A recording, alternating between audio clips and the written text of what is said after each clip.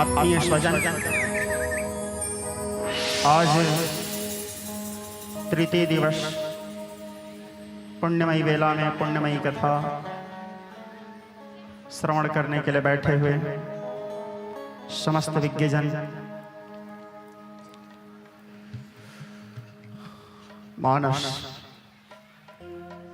निकला महेश के महान मंजू मानस से ऋषि मुनियों की हुए धन्य चेतना हरा। मानस निर्भय निरंकुश मतंग मत वाला वन मुग्ध घूमता था विषयों के घोर वन में। दावा नल भड़का अचानक अरण्य बीच लपटे असंख्य हुई भूमि और गगन में। दौड़ दौड़ चारों ओर भैरव विहस्त हुआ, त्रस्त हुआ तरुण त्रिताप हुआ मन में। तुलसी के मानस मतंग जलने से बचा, कूद कर शंकर के मानस गहन में। वेद मत सोधी सोधी वेद पुराण सबे संत असंतन को भेद तो बढ़ावतो। कपटी पुराही कली के कुचाली जीव कौन राम नाम हूं को चर्चा चलावतो।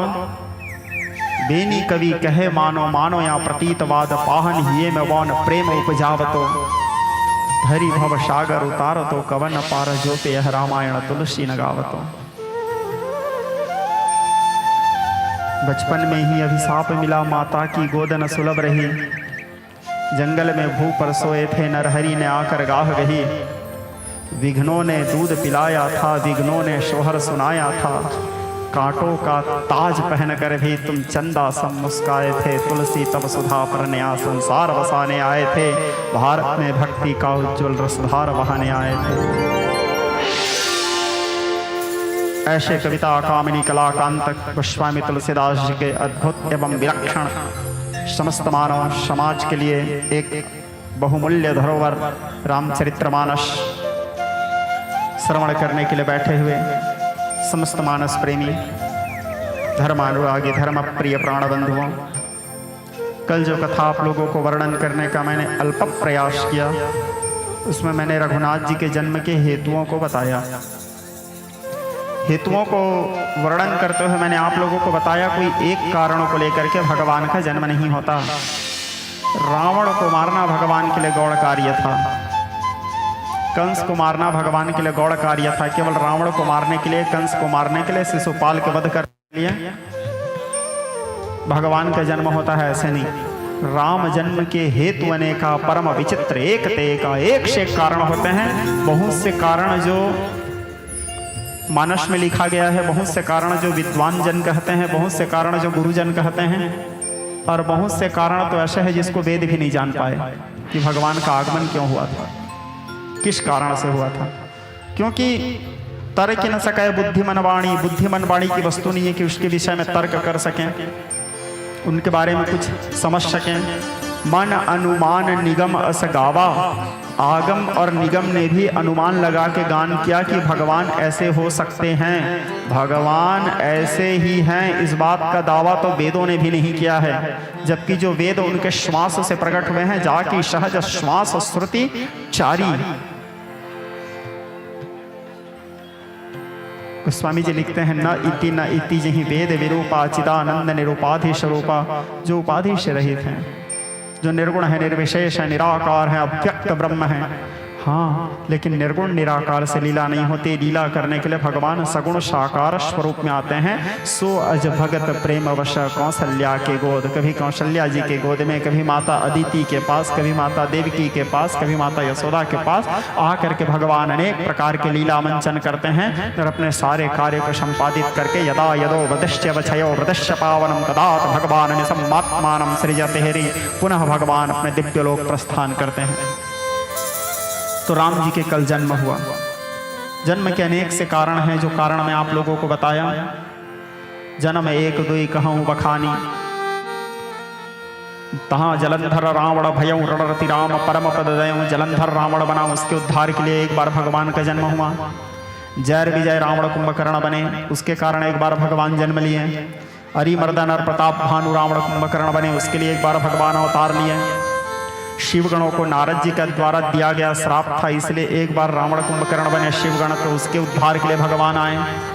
कश्यप अदिति तहाँ पितु माता दशरथ कौशल्या विख्याता। एक बार कश्यप अदिति दशरथ कौशल्या बने, उसके लिए भगवान जन्म लिए। एक बार स्वयंभू मनुवर शत्रुपा, जिनसे भय नर सृष्टि अनुपा, स्वयंभू मनुवर शत्रुपा दशरथ कौशल्या बने, उनके लिए भगवान जन्म लिए।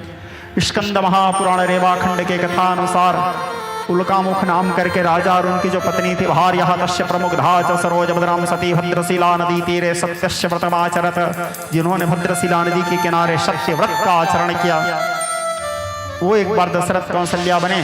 तो उल्कामुखो महाराजो नृप दशरथ भवतः श्रीरंगनाथम संपूज्यम वैकुंठम तदमागतः, जिन्होंने रंगनाथ का पूजा किया, कुलगुरु वशिष्ठ के सेवा करके उनके घर में पूर्ण पुरुषोत्तम भगवान मर्यादा पुरुषोत्तम के रूप में अवतरित हुए और अनेक प्रकार के नरलीला किए। जटायु के कारण भी भगवान का जन्म हुआ था, सबरी के कारण भी जन्म हुआ था, बाली सुग्रीव के कारण भी जन्म हुआ था, और स्वयं प्रभा जो तपस्या करने बैठी हुई थी उनके कारण भी भगवान का जन्म हुआ था, वेदवती के श्राप के कारण भी भगवान का जन्म हुआ था। बहुत से कारण हैं, कोई एक कारण को लेकर के भगवान का आगमन नहीं होता। वेदो नो जना नैति नैति यही वेद विरूपा चिदानंद निरूपाधि स्वरूपा यतो वाचो प्रवर्तन्ते प्राप्त मनसाश। तो कल के कथा में मैं आप लोगों को बताया भगवान जन्म लिए।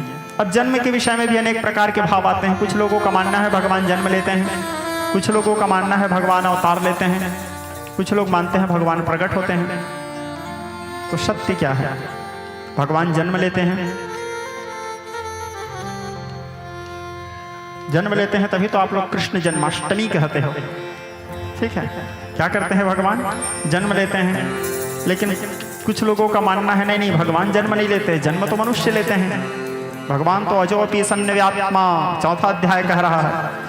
भगवान के जन्म में और हमारे जन्म में यही अंतर है, जब हम जन्म लेते हैं तो प्रकृति के अधीन होकर जन्म लेते हैं, लेकिन जब भगवान का जन्म होता है तो भगवान पहले प्रकृति को अपने अधीन कर लेते हैं, उसके बाद जन्म लेते हैं। मानस के बालकांड कहता है योग लग्न ग्रहवार तिथि सकल भय अनुकूल चर अरु अचर हर्ष युतर राम जन्म सुख मूल, ऐसे होता है उनका जन्म। और जन्म कर्म च मे दिव्यम योमा मेति तत्वतः, चौथा अध्याय गीता। उनके जन्म और कर्म दोनों दिव्य हैं, दोनों विलक्षण होते हैं। योगी लोग तत्व ज्ञान के द्वारा जान पाते हैं। तो भगवान जन्म लेते हैं, तब तो आप लोग जन्माष्टमी बोलते हो। एक बार ऐसे सब संत महात्माओं में विवाद हो गया। विवाद मतलब लड़ाई झगड़ा वाला विवाद नहीं था, संवाद युक्त विवाद था, ठीक है।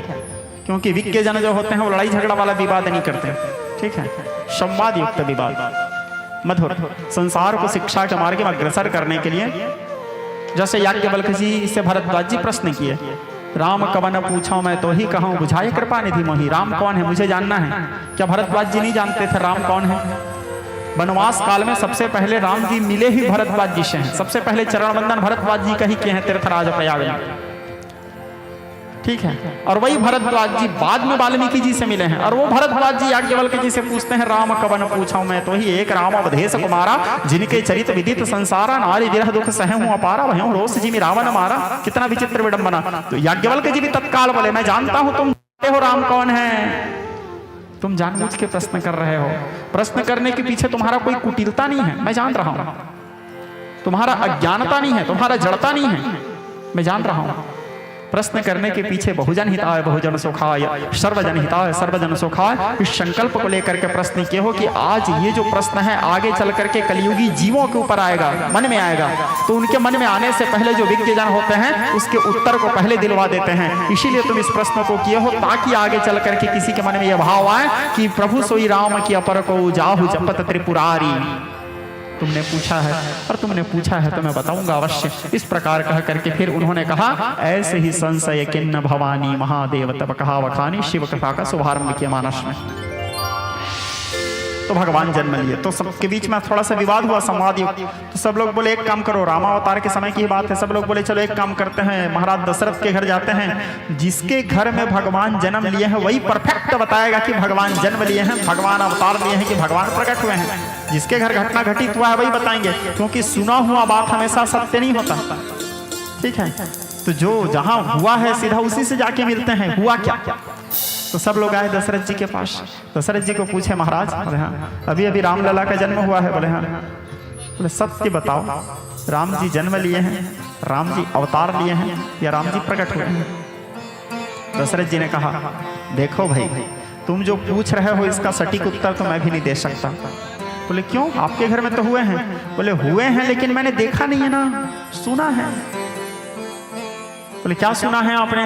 तो दशरथ जी ने कहा, बोले दशरथ पुत्र अजन्म सुनि काना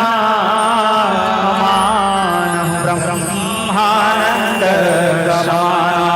मैंने सुना है कि उनका जन्म हुआ है, कानों से सुना है।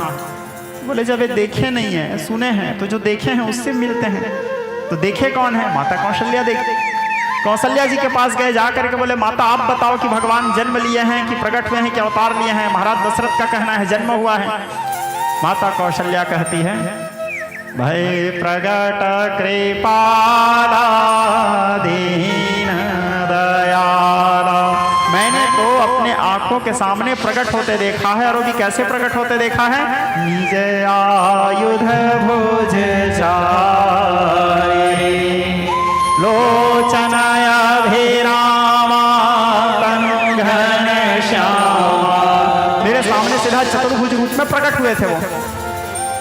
अब तो सब लोगों का जिज्ञासा और बढ़ गया। बोले ये तो बड़ा विचित्र बात है, माँ बोलती है प्रकट हुए हैं, बाप बोलता है जन्म हुआ है, तो सही माँ है कि सही बाप है? पिताजी का कहना है जन्म सुनि काना, माँ बोल रही है भय प्रकट कृपाला, तो कैसे करें? बोले एक काम करते हैं, गुरुदेव के पास जाते हैं। सटीक तो गुरु ही बताएंगे, क्योंकि दशरथ जी को जहां से ज्ञान मिला है, कौशल्या को जहां से शिक्षा मिला है, वो दोनों गुरु वशिष्ठ से ही मिला है। तो चलो महाराज वशिष्ठ से पूछते हैं, कुल गुरु हैं, ब्रह्मर्षि हैं, ब्रह्मा जी के पुत्र हैं, वही बताएंगे, क्योंकि वही ब्रह्म को जानते हैं। तो राम जी का जन्म हुआ है कि प्रकट हुए हैं? तो जा करके गुरु महाराज वशिष्ठ से पूछे, गुरुदेव आप बताओ। कौशल्या बोलती है भय प्रकट कृपाला। महाराज दशरथ बोलते हैं जन्म सुनि काना। तो जन्म सही है कि प्रकट सही है? गुरु महाराज वशिष्ठ कहे देखो भाई, अब तुम मेरे हिसाब से पूछ रहे हो, तो मेरे हिसाब से ना तो वो जन्म लिए हैं ना तो प्रकट हुए हैं। तो गुरु वशिष्ठ कहे प्रधेन सुर संतहिता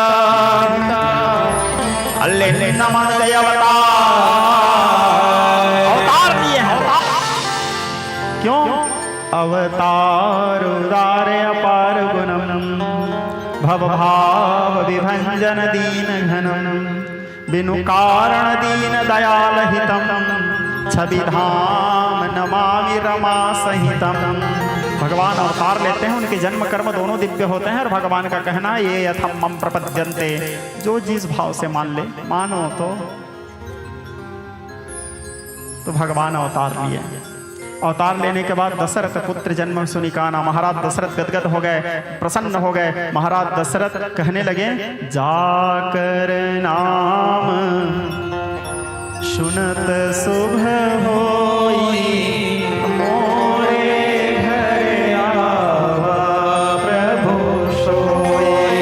जिनके नाम को सुनने मात्र से सभी प्रकार के शुभ सुख प्राप्त होता है। मंगल भवन मंगल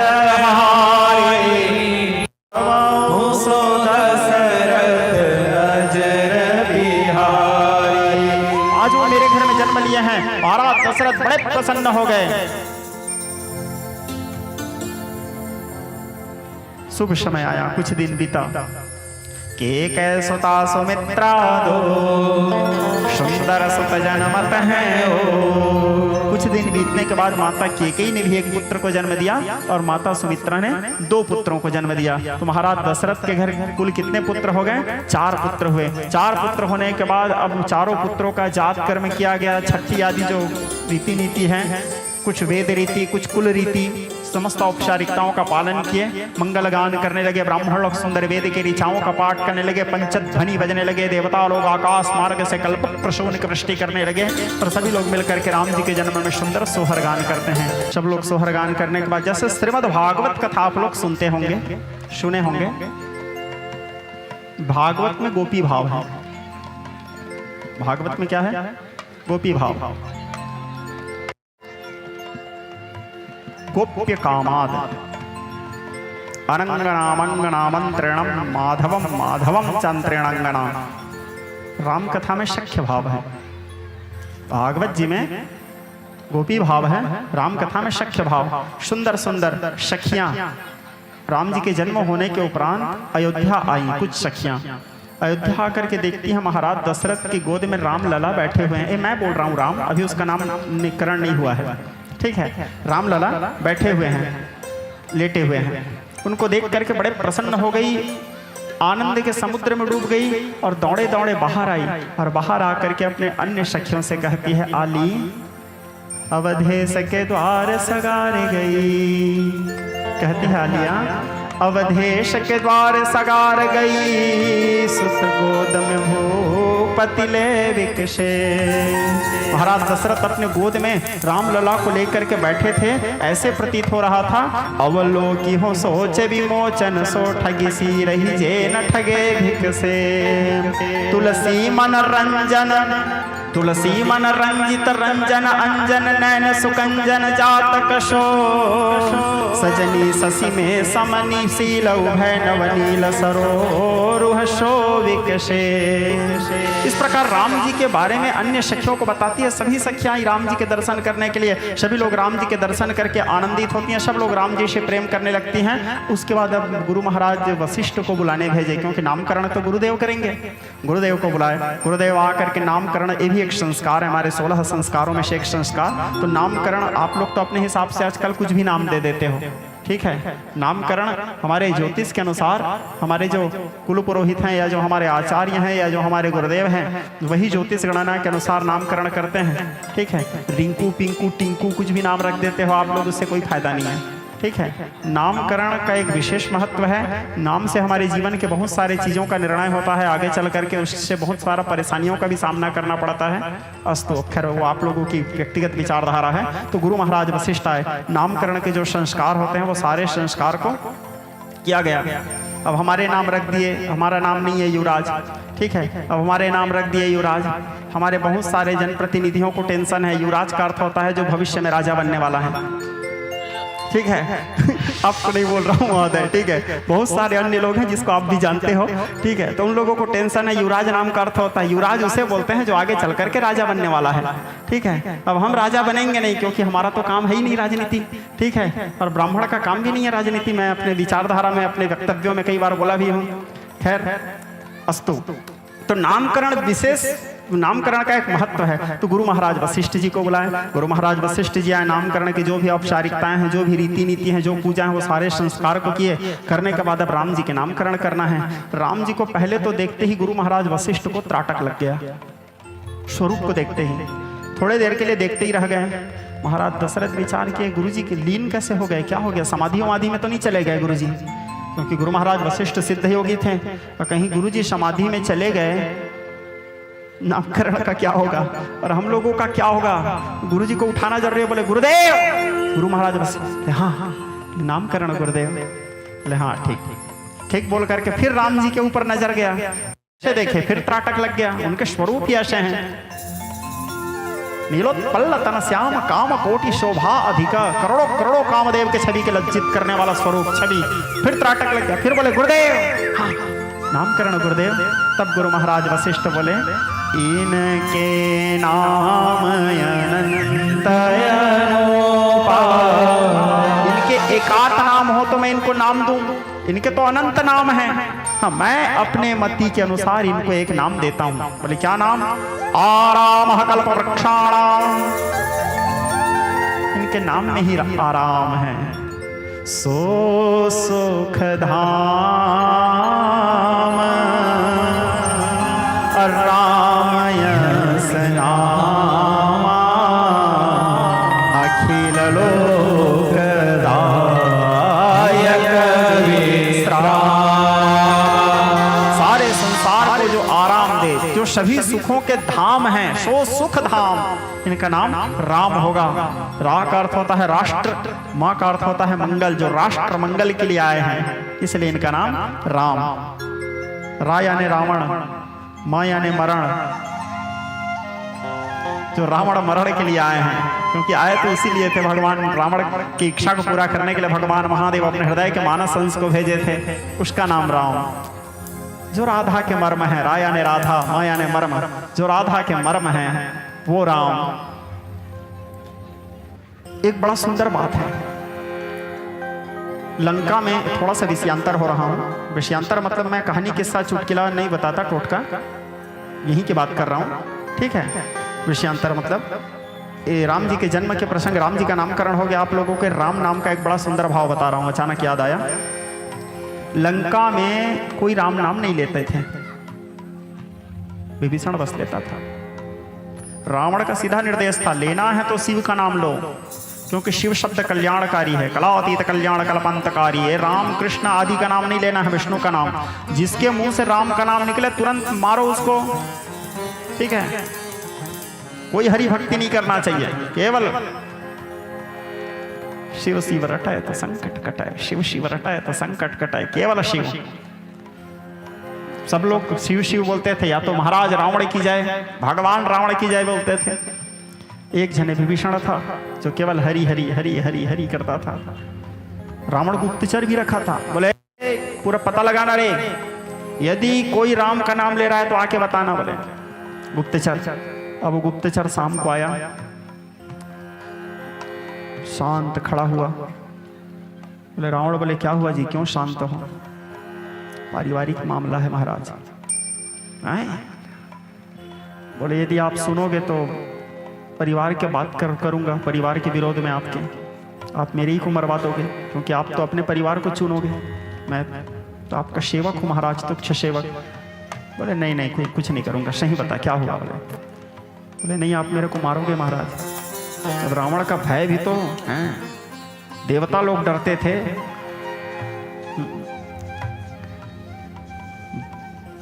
तीनों लोक में जिसका आक्रांता भूभारणम ब्रह्मांडम शरणम ययो, वो बेचारा साधारण से सेवक है। बोला नहीं, मैं डर रहा हूं महाराज, मैं भय ग्रसित हूं।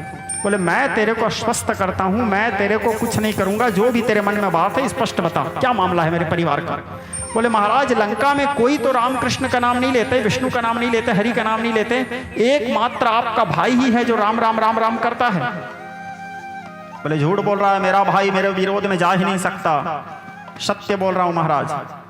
बोले यार यदि तुम्हारा ये बात गलत निकला तो, बोले गलत निकला तो आपको जो उचित लगे दंड देना महाराज, दंड के लिए मैं तैयार हूं। बोले ठीक। विभीषण को बुलाया, बोले इधर आ रे विभीषण। विभीषण ये मेरा गुप्तचर बोल रहा है, तू राम राम बोलता है लंका में। विभीषण भय मुक्त होकर के बोलता है, हाँ भैया मैं बोलता हूं राम। गुप्तचर से कहे तुम जाओ। बोले विभीषण मेरे भय के कारण सब लोग कोई राम नहीं बोलते, तू राम बोलता है, तो मेरा भाई है क्या रे? भाई शब्द के अर्थ को भी जानता है, भ्रातृत्व प्रेम को भी जानता है, तू मेरे विरोध में राम राम बोलता है। अरे विभीषण, जिस राम का बात कर रहा है उस राम के भ्रातृत्व प्रेम को देख, उसके भाइयों के प्रेम को देख।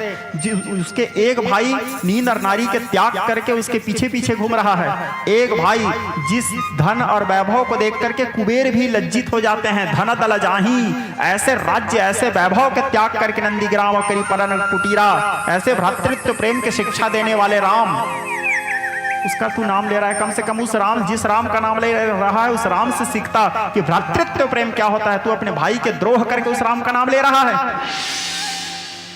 बोले मैं उस राम का नाम नहीं ले रहा हूं भैया। तो तू राम बोला है ना? हाँ बोला। बोले क्यों बोला? क्योंकि मैं आपसे बहुत प्रेम करता हूं भैया, आप समझ नहीं रहे हो। बोले क्या प्रेम? मेरे शत्रु का नाम लेना तेरे को प्रेम लगता है? बोले नहीं भैया, आप कौन से राम की बात कर रहे हो मैं नहीं जानता। विभीषण को भी तो बचना है, चतुर है, बुद्धिमान है विभीषण हैं। पूर्व जन्म के विभीषण कौन थे? नाम धर्म रुचि शुक्र समाना, जिसका बुद्धि शुक्र के समान था, वही ब्राह्मणों के श्राप के कारण विभीषण बना था। ठीक है। हरिमर्दन प्रताप भानु के कथा में विभीषण कहता है रा का अर्थ होता है रावण, माँ का अर्थ होता है मंदोदरी। मैं आपसे और भाभी से बहुत प्रेम करता हूँ भैया, इसलिए मैं कोई देवी देवता के नाम नहीं लेता, जा पापी लोगों का करता हूँ, राम राम राम राम करता हूँ। ये 60 नाम मैं बनाया हूँ। बोले राम थोड़ा मंदोदरी, रावण मंदोदरी, राम राम। रावण बोला वाह यार विभीषण, मैं तो ऐसा सोचा ही नहीं था। Very good. आज के बाद एक नया घोषणा तत्काल प्रभाव से हैं, आज के बाद लंका में सब लोग मेरे और मंदोदरी का ये युगल नाम सब लोग लेंगे, सब लोग निरंतर राम राम राम राम कहेंगे। जो राम राम नहीं कहेगा उसको मृत्यु दंड दिया जाएगा। अब पूरे लंका में सब लोग भयग्रसित होकर के राम राम नाम जप करने लगे। नाम जप का प्रभाव इतना प्रबल हुआ कि साक्षात ब्रह्म राम चलते हुए लंका आ गए। ठीक है, भगवान को ढूंढना पड़ता है, वो जिसको वेदांत के सिद्धांत नैति नैति करके गान करता है, लेकिन नाम का प्रभाव भगवान स्वयं चलते चलते लंका गए। इतना जाप हुआ पूरे लंका में। रामानुजंकित गृह शोभा वरे न जा, ये विभीषण की बुद्धि। ठीक है, क्योंकि विभीषण ब्रह्मा जी से वरदान मांगे थे, यत्र कुत्रापि मम जन्म निज कर्म वसुरम क्यों निसंकटनेकम तत्र तब भक्ति सज्जन समागम सदा भवतु मे राम विश्राममेकम। तो हाँ, मैं राम शब्द की व्याख्या कर रहा था। रा यानी रावण, मैं यानी मरण, रा यानी राष्ट्र, मैं यानी मंगल, रा यानी राधा, मैं यानी मर्म, रा यानी रावण, मैं यानी मंदोदरी। ठीक है, अब पहले बेटा का नामकरण हुआ, अब दूसरे बेटा का नामकरण। दूसरे बेटा के नामकरण करते समय कहे विश्वभरण पोषण कर जोरी ताकर नाम भरत यश होई। विश्व भरण पोषण कर जोरी, जो संसार का भरण करता है, जो संसार का पोषण करता है, जो संसार का पालन करता है। कौन भरण करते हैं? भगवान विष्णु। ठीक है, तो बोले भगवान विष्णु के अवतार हैं। गुरु महाराज वशिष्ठ ब्रह्मर्षि हैं, ब्रह्म हैं, तो बोले ये भरत इसका नाम। अब तीसरा बेटा के नामकरण को छोड़ दिया, सीधा चौथा बेटा के नामकरण किए, क्योंकि जो तीसरा बेटा है ये बड़ा खतरनाक बेटा है। ठीक है, इसके नामकरण करने से पहले गुरु महाराज को भी सोचना पड़ा, बचपना से ही इतना दबदबा। ठीक है, तो आप लोग मानस में शैली में देखना, क्रम में दो बेटा के नामकरण करने का तीसरा के नाम को छोड़ के सीधा चौथा के नामकरण किया, और चौथा के नामकरण करते हुए कहे तीसरा के नामकरण छोड़ करके सीधा नामकरण किए। क्या बोले? जाके सुमीरण तेरी पुनासा नाम शत्रुघ्न वेद प्रकाश। इनका नाम शत्रुघ्न होगा। ये तीन बेटा का नामकरण हुआ।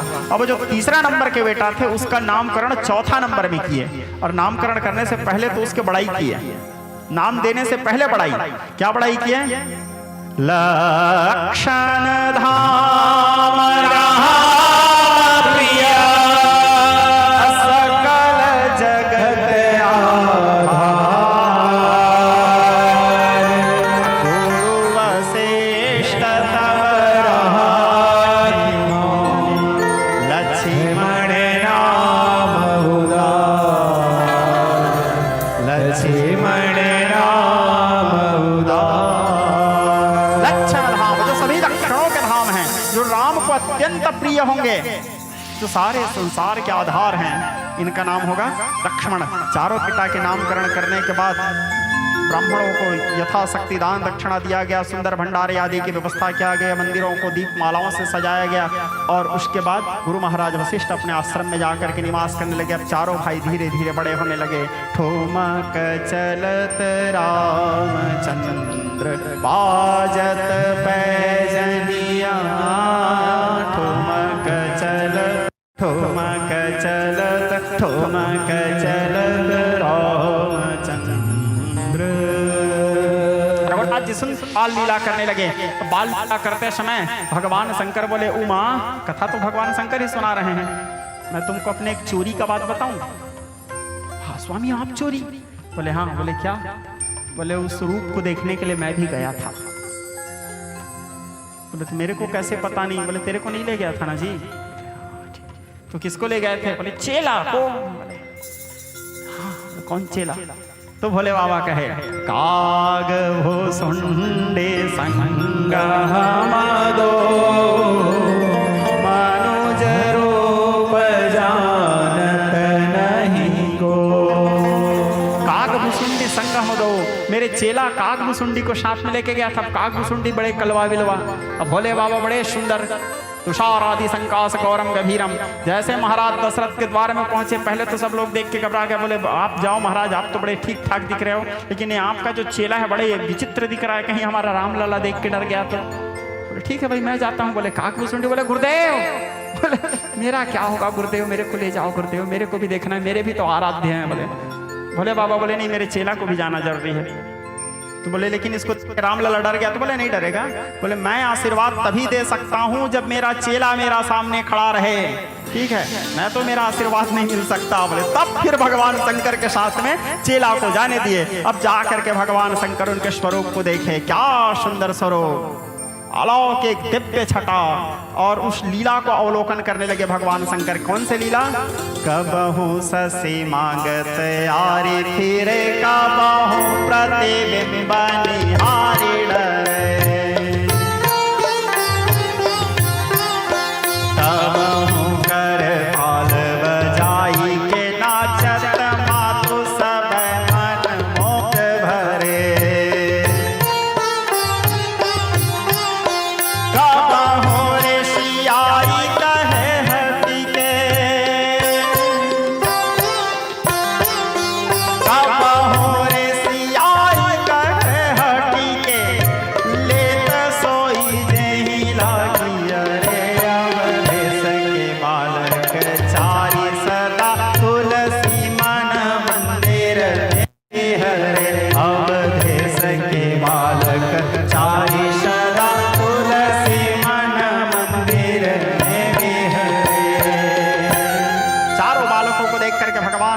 गदगद हुए, उनके दर्शन करके वापस आए। काकभूषुंडी भी बड़े प्रसन्न हुए, बोले आपकी कृपा ही है प्रभु, ये गुरु कृपा है जो मेरे को आप नारायण का दर्शन कराए। बोले बोले ठीक है बेटा जाओ, ठीक है। भोले बाबा आकर के अपने आसन में बैठे। एक काकभूषुंडी भोले बाबा का ऐसे चेला हैं, किसी समय में भोले बाबा का कोप भी हुआ था इसके ऊपर, क्रोधित होकर के दंड दिए थे, ठीक है, और दंड देने के बाद ये गुरु कृपा से ओतप्रोत था, इसीलिए गुरु जी इसके लिए भगवान शंकर से क्षमा मांगे थे, और गुरु जी क्षमा मांगे थे, इसीलिए भगवान शंकर इसको क्षमा करके राम भक्ति प्रदान करके स्वीकार किए थे अपने शिष्य के रूप में, और इनको राम कथा प्रदान किए थे। फिर ये बड़ा पीड़ित व्यक्ति है काकभूषुंडी जी, बहुत भुक्त भोगी है, अनेक प्रकार के स्थितियों को अवलोकन करते हुए, कई प्रकार के प्रलय को देखते हुए, कई ब्रह्मांडों के दिग्दर्शन करते हुए, भगवान शंकर की कृपा से, हरि गुरु की कृपा से उसको ब्रह्म का साक्षात्कार हुआ था। राम कथा के को भगवान शंकर इनको प्रदान किए, और प्रदान करने के बाद क्या सौभाग्य उस चेला का है, क्या सौभाग्य उस चेला का, जिस समय गुरुदेव गुरु महाराज विषाद में पड़े हुए थे, जिस समय गुरु महाराज संताप में पड़े थे, जिस समय गुरु महाराज अपने ब्रह्मत्व का त्याग कर दिए थे, साधारण जीव बन करके संसार में विचरण कर रहे थे, भटक रहे थे, अपने शिवत्व का त्याग कर दिए थे। ये वही चेला है जो अपने राम कथा सुना करके भगवान शंकर के अंदर में आत्म ज्योति प्रदीप्ताय शिवरेव ज्योति प्रदीप्ताय, पुनः भगवान शंकर के अंदर में शिवत्व जागृत किए थे। ऐसा चेला है काकभूषुंडी, ऐसे कृपा पात्र हैं भगवान महादेव के। भगवान शंकर इस बात को कथा सुनाते समय उमा से कहे भी हैं, आए उमा, जिस समय तुम देह त्याग किए थे पुनर्जन्म में, तुम्हारे वियोग में, तुम्हारे प्रेम में, शिव पुराण में इस कथा को मैं विस्तार से बताता हूँ, आप लोग सुने भी होंगे। तुम्हारे वियोग में मैं व्याकुल हो गया था, अपने शिवत्व के त्याग कर दिया था, अपने ब्रह्मत्व के त्याग करके साधारण मनुष्य के भांति जब यत्र तत्र भटक रहा था, मैं ये भूल गया था कि मैं कौन हूँ। नंदी बार बार आते थे, मुझे स्मरण कराते थे, प्रभु प्रभु, मैं नंदी से पूछता था कौन प्रभु। उस समय कुछ लोग ब्राह्मण के टोली नारायण के निर्देश पर मुझे नीलगिरी पर्वत ले गए। मैं जैसे मेरे चेला के द्वार में पहुंचा, पहले तो उसके कथा सुनने से पहले उसके द्वार में जाने मात्र से मेरा मोह दूर हो गया। ये वरदान भी भोले बाबा के द्वारा दिया गया था कि ऐ कौआ, तू जहां रहेगा वहां कोसों तक मोह व्याप्त नहीं होगा। और फिर मेरे मोह दूर होने के बाद मैं उसके मुंह से राम कथा सुना, तहु कछु काल मराल तनु, पंछी बन करके किन्ह निवास, सादर सुनि रघुपति चरिता, फिर आयऊं कैलाश। पुनः भगवान शंकर कैलाश में आए और अपने आसन में न भूमिर न चापो न वहनि न वायु न चाकाशास्ते न तंद्रा न निंद्रा न ग्रीष्मो न शीतम न देशो न भेषो न यस्यांसि मूर्तिस् त्रिमूर्तिस्तमीडे, शिवत्व भाग में को जागृत करके पुनः अपने स्थान में भासमान हुए भगवान सदाशिव। और मजे की बात बताऊं, काकभुसुंडी इतने विशेष हैं। अब काकभुसुंडी की चर्चा निकल गया तो जगदम्बा से पहले राम कथा भगवान शंकर उसको दिए थे। ठीक है, आप लोग जानते हो, राम कथा सुन रहे हो बहुत, इससे पहले भी राम कथा सुने होंगे आप लोग। राम कथा के रचयिता कौन है? तुलसीदास जी तो बहुत बाद में लिखे।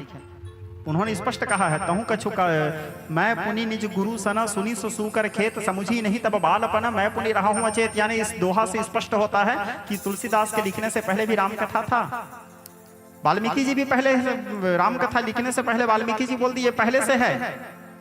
इसके आद्य प्रणेता कौन है? लोमस ऋषि, उसको भी मिला है। अगस्त जी, उसको भी मिला है। आद्य प्रणेता कौन है? निकला महेश के मन मंजुमान से ऋषि मुनियों की विधन्य चेतना हरा। भगवान सदाशिव के हृदय से यह मानस प्रकट हुआ था और भगवान महादेव इसको अपने शिष्यों को प्रदान किए थे। लेकिन रचि महेश निज मानस राखा, इनके रचयिता कौन है? महादेव। लेकिन मानस में एक चौपाई आता है जो थोड़ा सा भ्रम की स्थिति पैदा कर देता है। पाए सो समय जैसे पढ़ते हैं सुनते हैं तो ये भाव आता है लोगों के अंदर में कि भोले बाबा सबसे पहले राम कथा किसको सुनाए? शिवा अर्थात माता को, यानी पार्वती को। शिवा यानी पार्वती ले सकते हो आप, ठीक है, पार्वती को सुनाए। और इधर मैं बोल रहा हूं काकभुसुंडी को सुनाए। तो क्या तुलसीदास जी गलत लिखे हैं? तुलसीदास जी गलत नहीं लिख सकते। जब तुलसीदास जी लिख रहे थे तो उनके सामने में हनुमान जी महाराज बैठे थे और राम जी तिलक किए थे, वो कैसे गलत लिख सकते हैं? दूसरा, गुरु कृपा शोत प्रोत था, माता अन्नपूर्णा अपने हाथों से उनको भोजन कराई थी, वो कैसे गलत लिख सकते थे? ठीक है, सरस्वती और गणेश जी की कृपा था। तो फिर तुलसीदास जी लिखे हैं, पाए से समय शिवासन भाखा, शिवा को सुनाए राम कथा रचना करके, रची महेश निज मानस राखा। अब ध्यान से समझो इस बात को। देखो, मैं अपने कथाओं में हमेशा बोलता हूं, आप लोग सुनते हैं, पढ़े होंगे, जानते होंगे, पुस्तकस्ते, इस बात को दिमाग में बिल्कुल बिठा के रखो। पुस्तकस्ते तुया विद्या पर हस्ते गते धनम कार्य काले समुत्पन्ने नशा विद्या न तत् धनम। पुस्तक से पढ़ा हुआ विद्या और दूसरे के हाथ में गया हुआ धन, समय पढ़ने पर ना तो वो विद्या काम आता है ना तो वो धन काम आता है। पुस्तक पढ़ करके कोई व्यक्ति विद्वान नहीं बन सकता। ठीक है, आप 10 को पुस्तक पढ़ लो, पुस्तक पढ़ के कोई विद्वान नहीं बन सकता, पुस्तक पढ़ करके कोई ज्ञानी नहीं बन सकता। विद्वान या ज्ञान प्राप्त करने के लिए गुरु कृपा आवश्यक है। पुस्तक पढ़ के यदि हर व्यक्ति पढ़ाई कर लेता तो स्कूल में टीचर की जरूरत काहे पड़ता? सीधा पुस्तक पढ़ता बच्चा। गुरु आवश्यक है, कारण बिना गुरु भवनिधि तरई की, कोई बिना गुरु के तो ब्रह्मा विष्णु महेश का उद्धार नहीं हुआ है जी।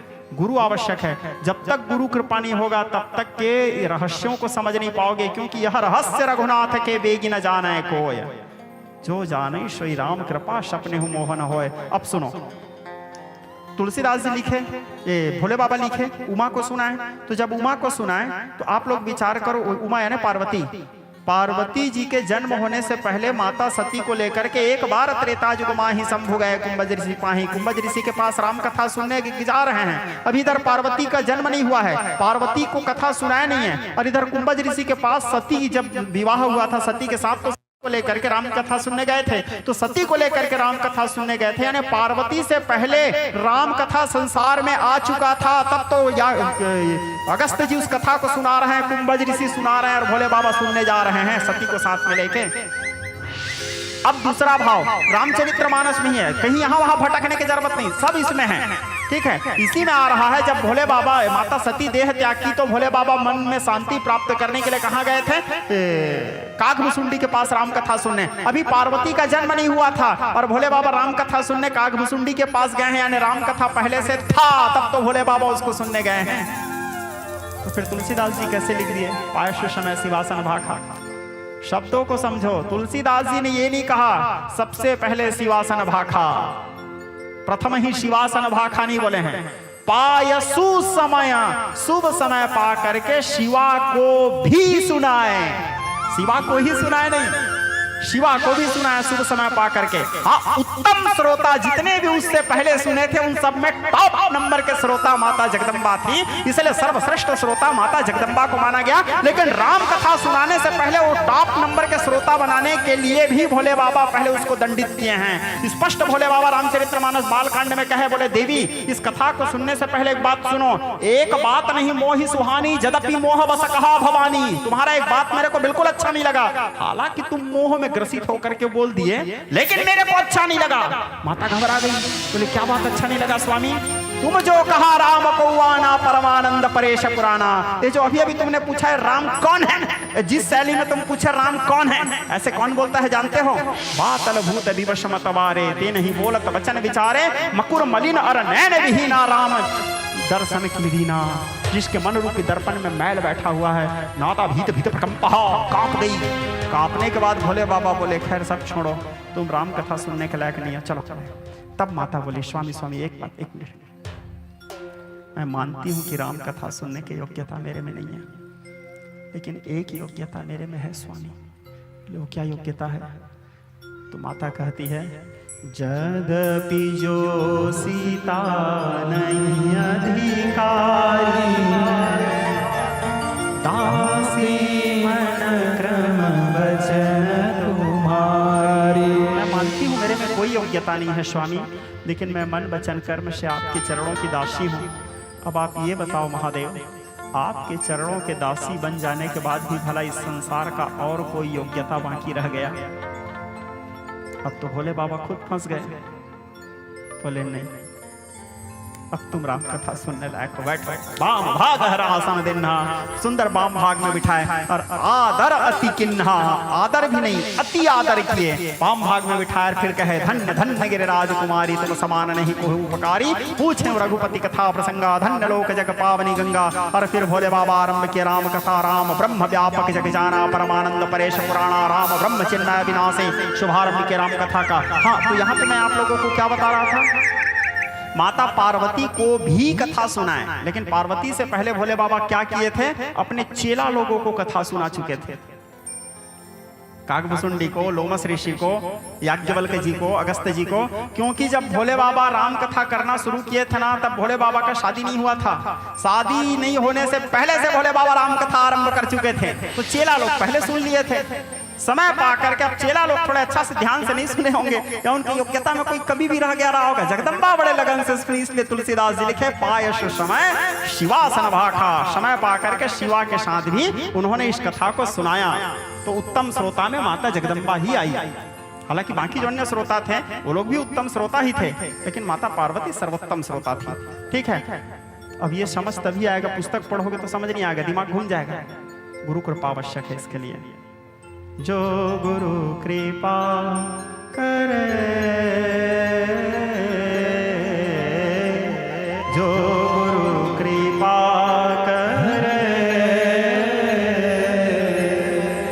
कोटि पाप कटत पल छिन में, कोटि पाप कटत पल छिन में, जो गुरु कृपा करे। लेकिन गुरु के उस कृपा को प्राप्त करने के लिए करना पड़ता है। ठीक है, ऐसे ही गुरु कृपा नहीं मिल जाता। गुरु कृपा प्राप्त करने के लिए तो बहुत कसौटी में कसना पड़ता है, बहुत निचोड़ते हैं गुरुदेव। ठीक है, पहले उनके द्वार में जाओ, और मैं तो बोलता हूं उनके द्वार में जाने से पहले भटक लो। ठीक है, जितना भटक सकते हो भटक लो, भटकने के बाद आखिरी में फिर द्वार में जाके कहो गुरुदेव तुम्हारे द्वार का मैं हूँ जोगी,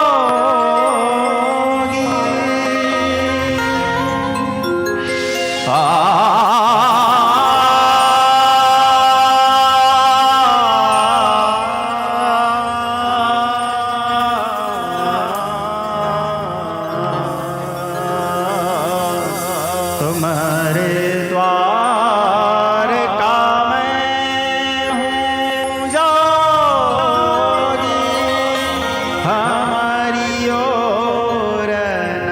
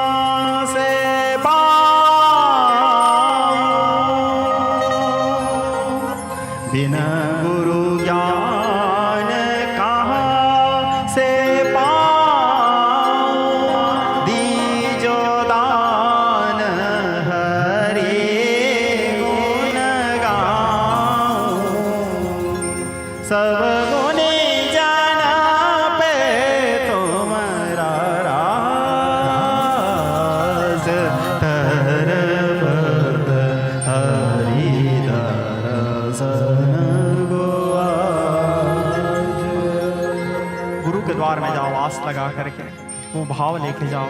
गुरु कृपा करेंगे, एक बार गुरु कृपा कर दिए फिर वो पुस्तक पढ़ने की भी जरूरत नहीं पड़ता।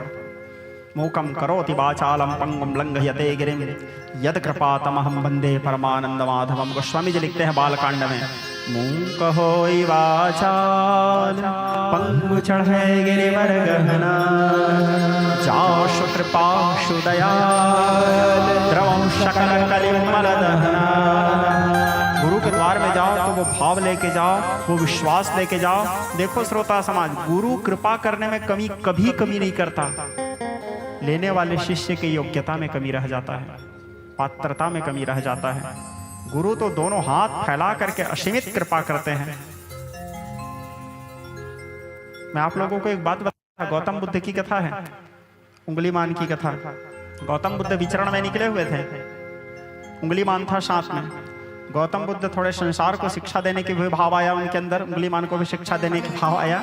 बोले बेटा प्यास लगा है यार, जाओ तो पानी पिलाओ। बोले पानी लाने के लिए गए, कुआं में बाल्टी डाले, जल निकाले, पानी निकलते ही नहीं था। फिर बाल्टी डाले, जल निकाले, पानी निकलते ही नहीं था। फिर बाल्टी डाले, 10-15 बार किए, बाल्टी वसाता था लेकिन पानी आता नहीं था। गुरु जी के पास आए, गौतम बुद्ध के पास उंगलीमान। बोले गुरुदेव मैं इतना बार प्रयास कर रहा हूँ, कुआं में पानी है, ऐसा नहीं है कि पानी नहीं है, अथाह पानी है, और मैं जल निकाल रहा हूँ तो बाल्टी बस बाहर आ रहा है, पानी क्यों नहीं आ रहा है। बोले चलो तो बेटा जाके देखते हैं। बोले गुरु जी आए, बोले पहले बाल्टी दिखाओ। बोले बाल्टी दिखाए, बाल्टी दिखाए तो बाल्टी के नीचे में पेंदी ही नहीं था। ठीक है, गुरु महाराज कहने लगे बेटा देने वाले देने में कोई कमी नहीं करता, लेने वाले की योग्यता में कमी रह जाता है। भरेगी कभी ना तृष्णा की झोली, थकेगा कभी ना देने वाला। भोगो न भुक्ता वयमेव भुक्ता, तृष्णा न जरणा वयमेव जरणा, कालो न याता वयमेव याता। ठीक है, देने वाला अपने देने में कमी नहीं करता बेटा, लेने वाले की योग्यता में कमी रह जाता है। तो लेने वाले की योग्यता और पात्रता बताता है कि वो गुरु कृपा को कितना धारण कर सकता है। तो ऐसे काक भुसुंडी जी भोले बाबा के साथ गए दर्शन करने के लिए, दर्शन करके आए। इधर रघुनाथ जी सुंदर बाल लीला करते करते धीरे धीरे बड़े होने लगे। और बड़े कैसे हुए? लखन भरत संग दौड़न लागे, राम अवध के आंगन में जी। बाल लीला करने लगे रघुनाथ जी।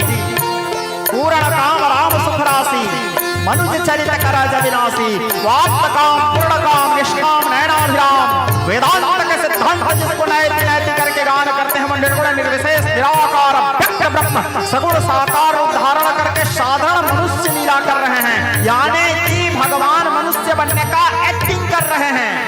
ठीक है, लखन भरत संग दौड़न लागे, राम अवध के आंगन में जी।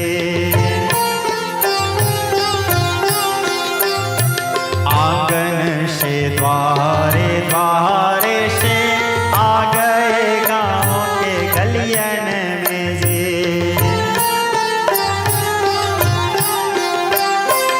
आनंद की कलहर सी दौड़े,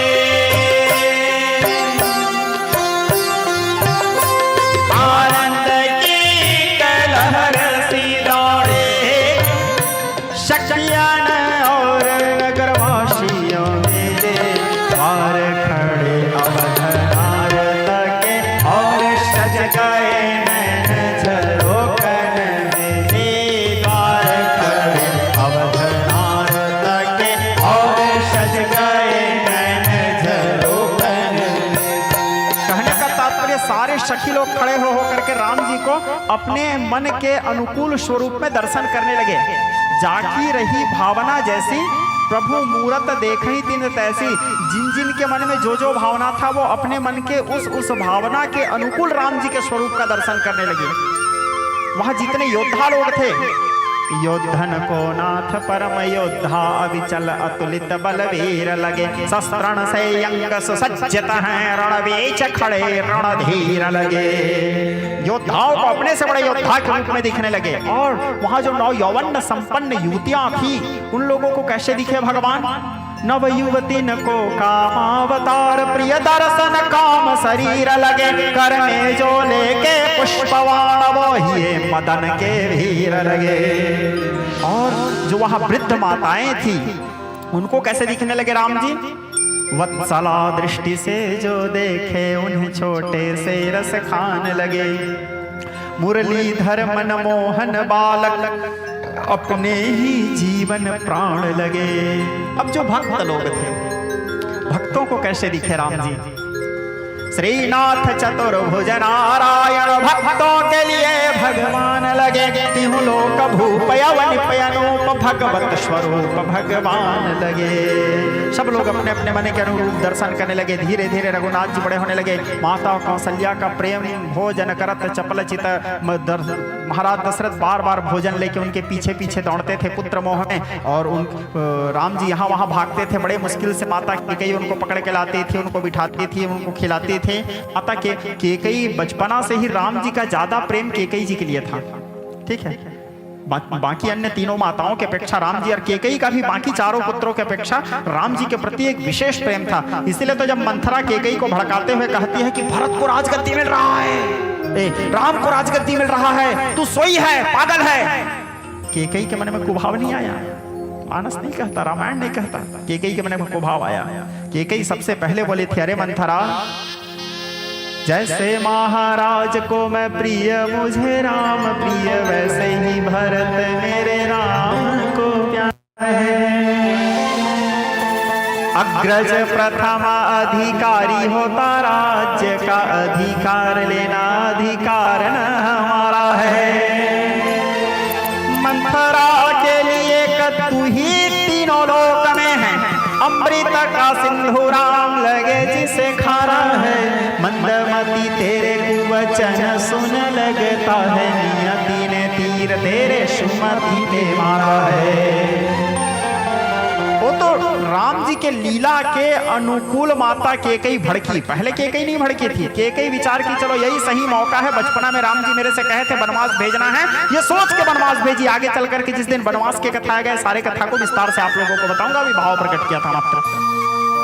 तो यहाँ भगवान सुंदर बाल लीला करते करते धीरे धीरे बड़े हुए। अब धीरे धीरे बड़े होने के बाद माता केकई का, माता कौशल्या थोड़ा ज्यादा बेटा बेटा करती थी। बोले मेरा बेटा मेरा बेटा मेरा बेटा। राम जी बोले तो समस्या है यार, माँ केवल बेटा बेटा कर रही है, जबकि मैं जन्म लेने से पहले क्षीरोदन्वत् प्रदेशे स्वचमणे विलसत्सैक देवक्तिज्ञान माला तृप्ता समस्त स्फटिक मणि निभर्भक्ति कर्मण्यतंगः शुभ्रैरप्रैरप्रैरपरिभ्रचते मुक्त पीयूषवर संयानन्देन पुण्यागलिरनिलगदा शंखपाणिरमुकुन्दः लोचन अभिरामा तनु घनश्यामा निज आयुध भुजचारी। चतुर्भुज रूप में पहले इनको दर्शन दे चुका हूं। मैं इनको ये बता चुका हूं कि पुत्र भाव के साथ ब्रह्म भाव और ब्रह्म भाव के साथ पुत्र भाव दोनों का ध्यान रखना, मेंटेन करके रखना। ये खाली बेटा बेटा कर रही है तो भूल गई मैं भगवान हूं, चलो दिखाता हूं माया। और अति विचित्र रघुपति कर माया। रघुनाथ जी अपने माया का विस्तार किए, जैसे माया का विस्तार किया रघुनाथ जी। माता भोजन बना रही है तो देखे कि रसोई कक्ष में राम जी भोजन कर रहे हैं। माता विचार के रे इसको तो मैं अभी सुला के आई हूँ शयन कक्ष में। शयन कक्ष में जाके देखते हैं तो राम जी शयन कक्ष में सोए हैं। माता घबरा गई, बोली शयन कक्ष में है तो ये रसोई में कैसे भोजन कर रहे हैं? फिर आके देखी तो रसोई में राम जी भोजन कर रहे हैं। व्याकुल होकर महाराज दशरथ को बताने के लिए आंगन में दौड़ती है तो आंगन में चारों भाइयों के साथ राम जी खेल रहे हैं। माता घबरा गई। घबराने के बाद पालने के पास आती है सुमित्रा केकई को बताने के लिए। पालना में राम जी झूल रहे हैं। व्याकुल हो गई और व्याकुल होकर पूजा स्थान में आई भगवान को प्रार्थना करने के लिए, मेरे साथ क्या हो रहा है। पूजा स्थान में आती है तो पूजा स्थान पे तो भगवान विष्णु थे, क्योंकि सूर्यवंश वाले लोग हृदय भगतिमती सारंगपाणी की भक्ति करते थे। पूजा स्थान में आके देखते हैं तो वहां राम जी बैठे हैं भगवान नारायण की जगह में। माता जो नहीं देखा नहीं सुना, जो मन ही न समाए, सो सब अद्भुत देखूं वरनी कवन विधि जाए। माता भीत भीत प्रकंपहा, नैन मूंदी चरणन सिर नावा, नेत्र बंद कर दी हा राम, चरणों में सिर नवाई। राम जी बोले मैं पहले बोला था माता, पुत्र भाव के साथ ब्रह्म भाव और ब्रह्म भाव के साथ पुत्र भाव। माता देखती है कौशल्या, रोम रोम प्रति व्याप्य हूँ, कोटि कोटि ब्रह्मांड, करोड़ों करोड़ों ब्रह्मांड के दर्शन की मूर्छित हो गई। मूर्छित होने के बाद राम जी मुस्कुराए। प्रभु हंसी दिन्नी मधुर मुस्कानी, जैसे भगवान मुस्कुराए माता जो कुछ देखी थी सब भूल गई। फिर मेरा बेटा मेरा बेटा मेरा बेटा मेरा पुतुरे माता जो कुछ देखी थी सब भूल गई। ये भगवान की मुस्कुराहट देखो, मानस पढ़ोगे तो एक चीज समझ आता है, भगवान जहां जहां पे मुस्कुराए हैं, जिसको देख के मुस्कुराए हैं वो गया काम से। और विशेष रूप से किसी को तिरछा नजर में देख करके यदि मुस्कुरा दिए तो फिर कलेजा जल जाएगा। ठीक है, किसी को तिरछा नजर में देखे, तेरे सूरत पे कुर्बान जाऊं, और तेरे आंखें हैं या मैं के प्याले। ऐसा है न पीने का शौक था न पिलाने का शौक था, हमें तो बस नजरें मिलाने का शौक था। ठीक है, पर क्या करें, हम नजरें उन्हीं से मिला बैठे जिनको नजरों से पिलाने का शौक था। परिणाम तेरे सूरत पे कुर्बान जाऊं, और तेरे आंखें हैं या मैं के प्याले। तुम तो ऐसे बदलने लगे हो, आज तक कोई बदला नहीं है। और बदलना भी जरूरी है। ठीक है, बदलोगे नहीं तो फिर संसार आपको सहजता में ले लेंगे। और मैं तो कहता हूँ अपने आप को, अपने वास्तविकता को, अपने मूल स्वरूप को इतना गुमनाम कर दो कि कोई आपके मूल स्वरूप को पहचान ही ना पाए। जो खोजते हुए, तड़पते हुए, बिलखते हुए आए उसको मिलो बस। ठीक है, बाकी अपने आप को इतना गुमनाम करो। तुम तो ऐसे बदलने लगे हो, आज तक कोई बदला नहीं है। माता सब जो देखी थी सब भूल गई। फिर मेरे राम इस प्रकार बाल लीला करते करते रघुनाथ जी थोड़े से बड़े हुए तो क्षत्रियों में भी यज्ञोपवीत संस्कार का विधान है। राम जी क्षत्रिय कुल में जन्म लिए थे, तो राम जी के यज्ञोपवीत संस्कार किया गया। ब्रह्मशत्र जनेऊ, यज्ञोपवीत, वेद माता गायत्री सावित्री सरस्वती का आह्वान किए। गुरु वशिष्ठ जी तो गायत्री क्रिया में वो भी श्राप दिए थे गायत्री जी को, वशिष्ठ श्रापादि मुक्ता भव। गायत्री जी का आह्वान के श्राप विमोचन के यज्ञोपवीत संस्कार हुआ। संस्कार होने के बाद मेखला धारण किए भगवान बटुक बन करके भिक्षा मांगने के लिए चले। भवती माता भिक्षा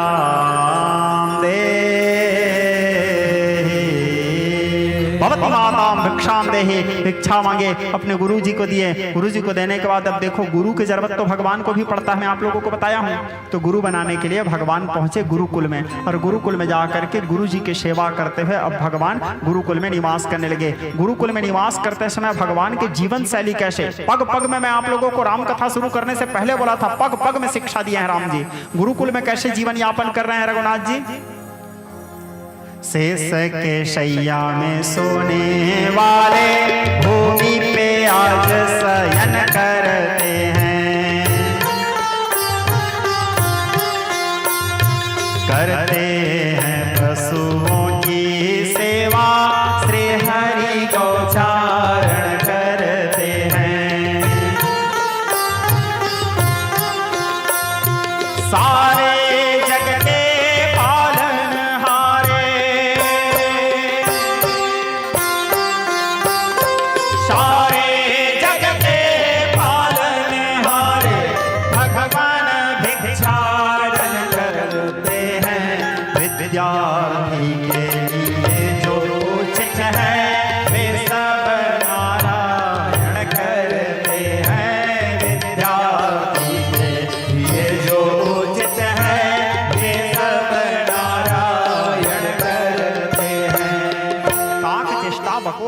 स्वान निद्रा तथैव च अल्पाहारी गृह त्यागी विद्यार्थी पंच लक्षणम, पांचों लक्षणों से युक्त होकर के भगवान वेदाध्ययन करने लगे। कितना विचित्र विडंबना, जाकी सहज श्वास श्रुतिचारी, सो हरि पढ़ यह कौतुक भारी।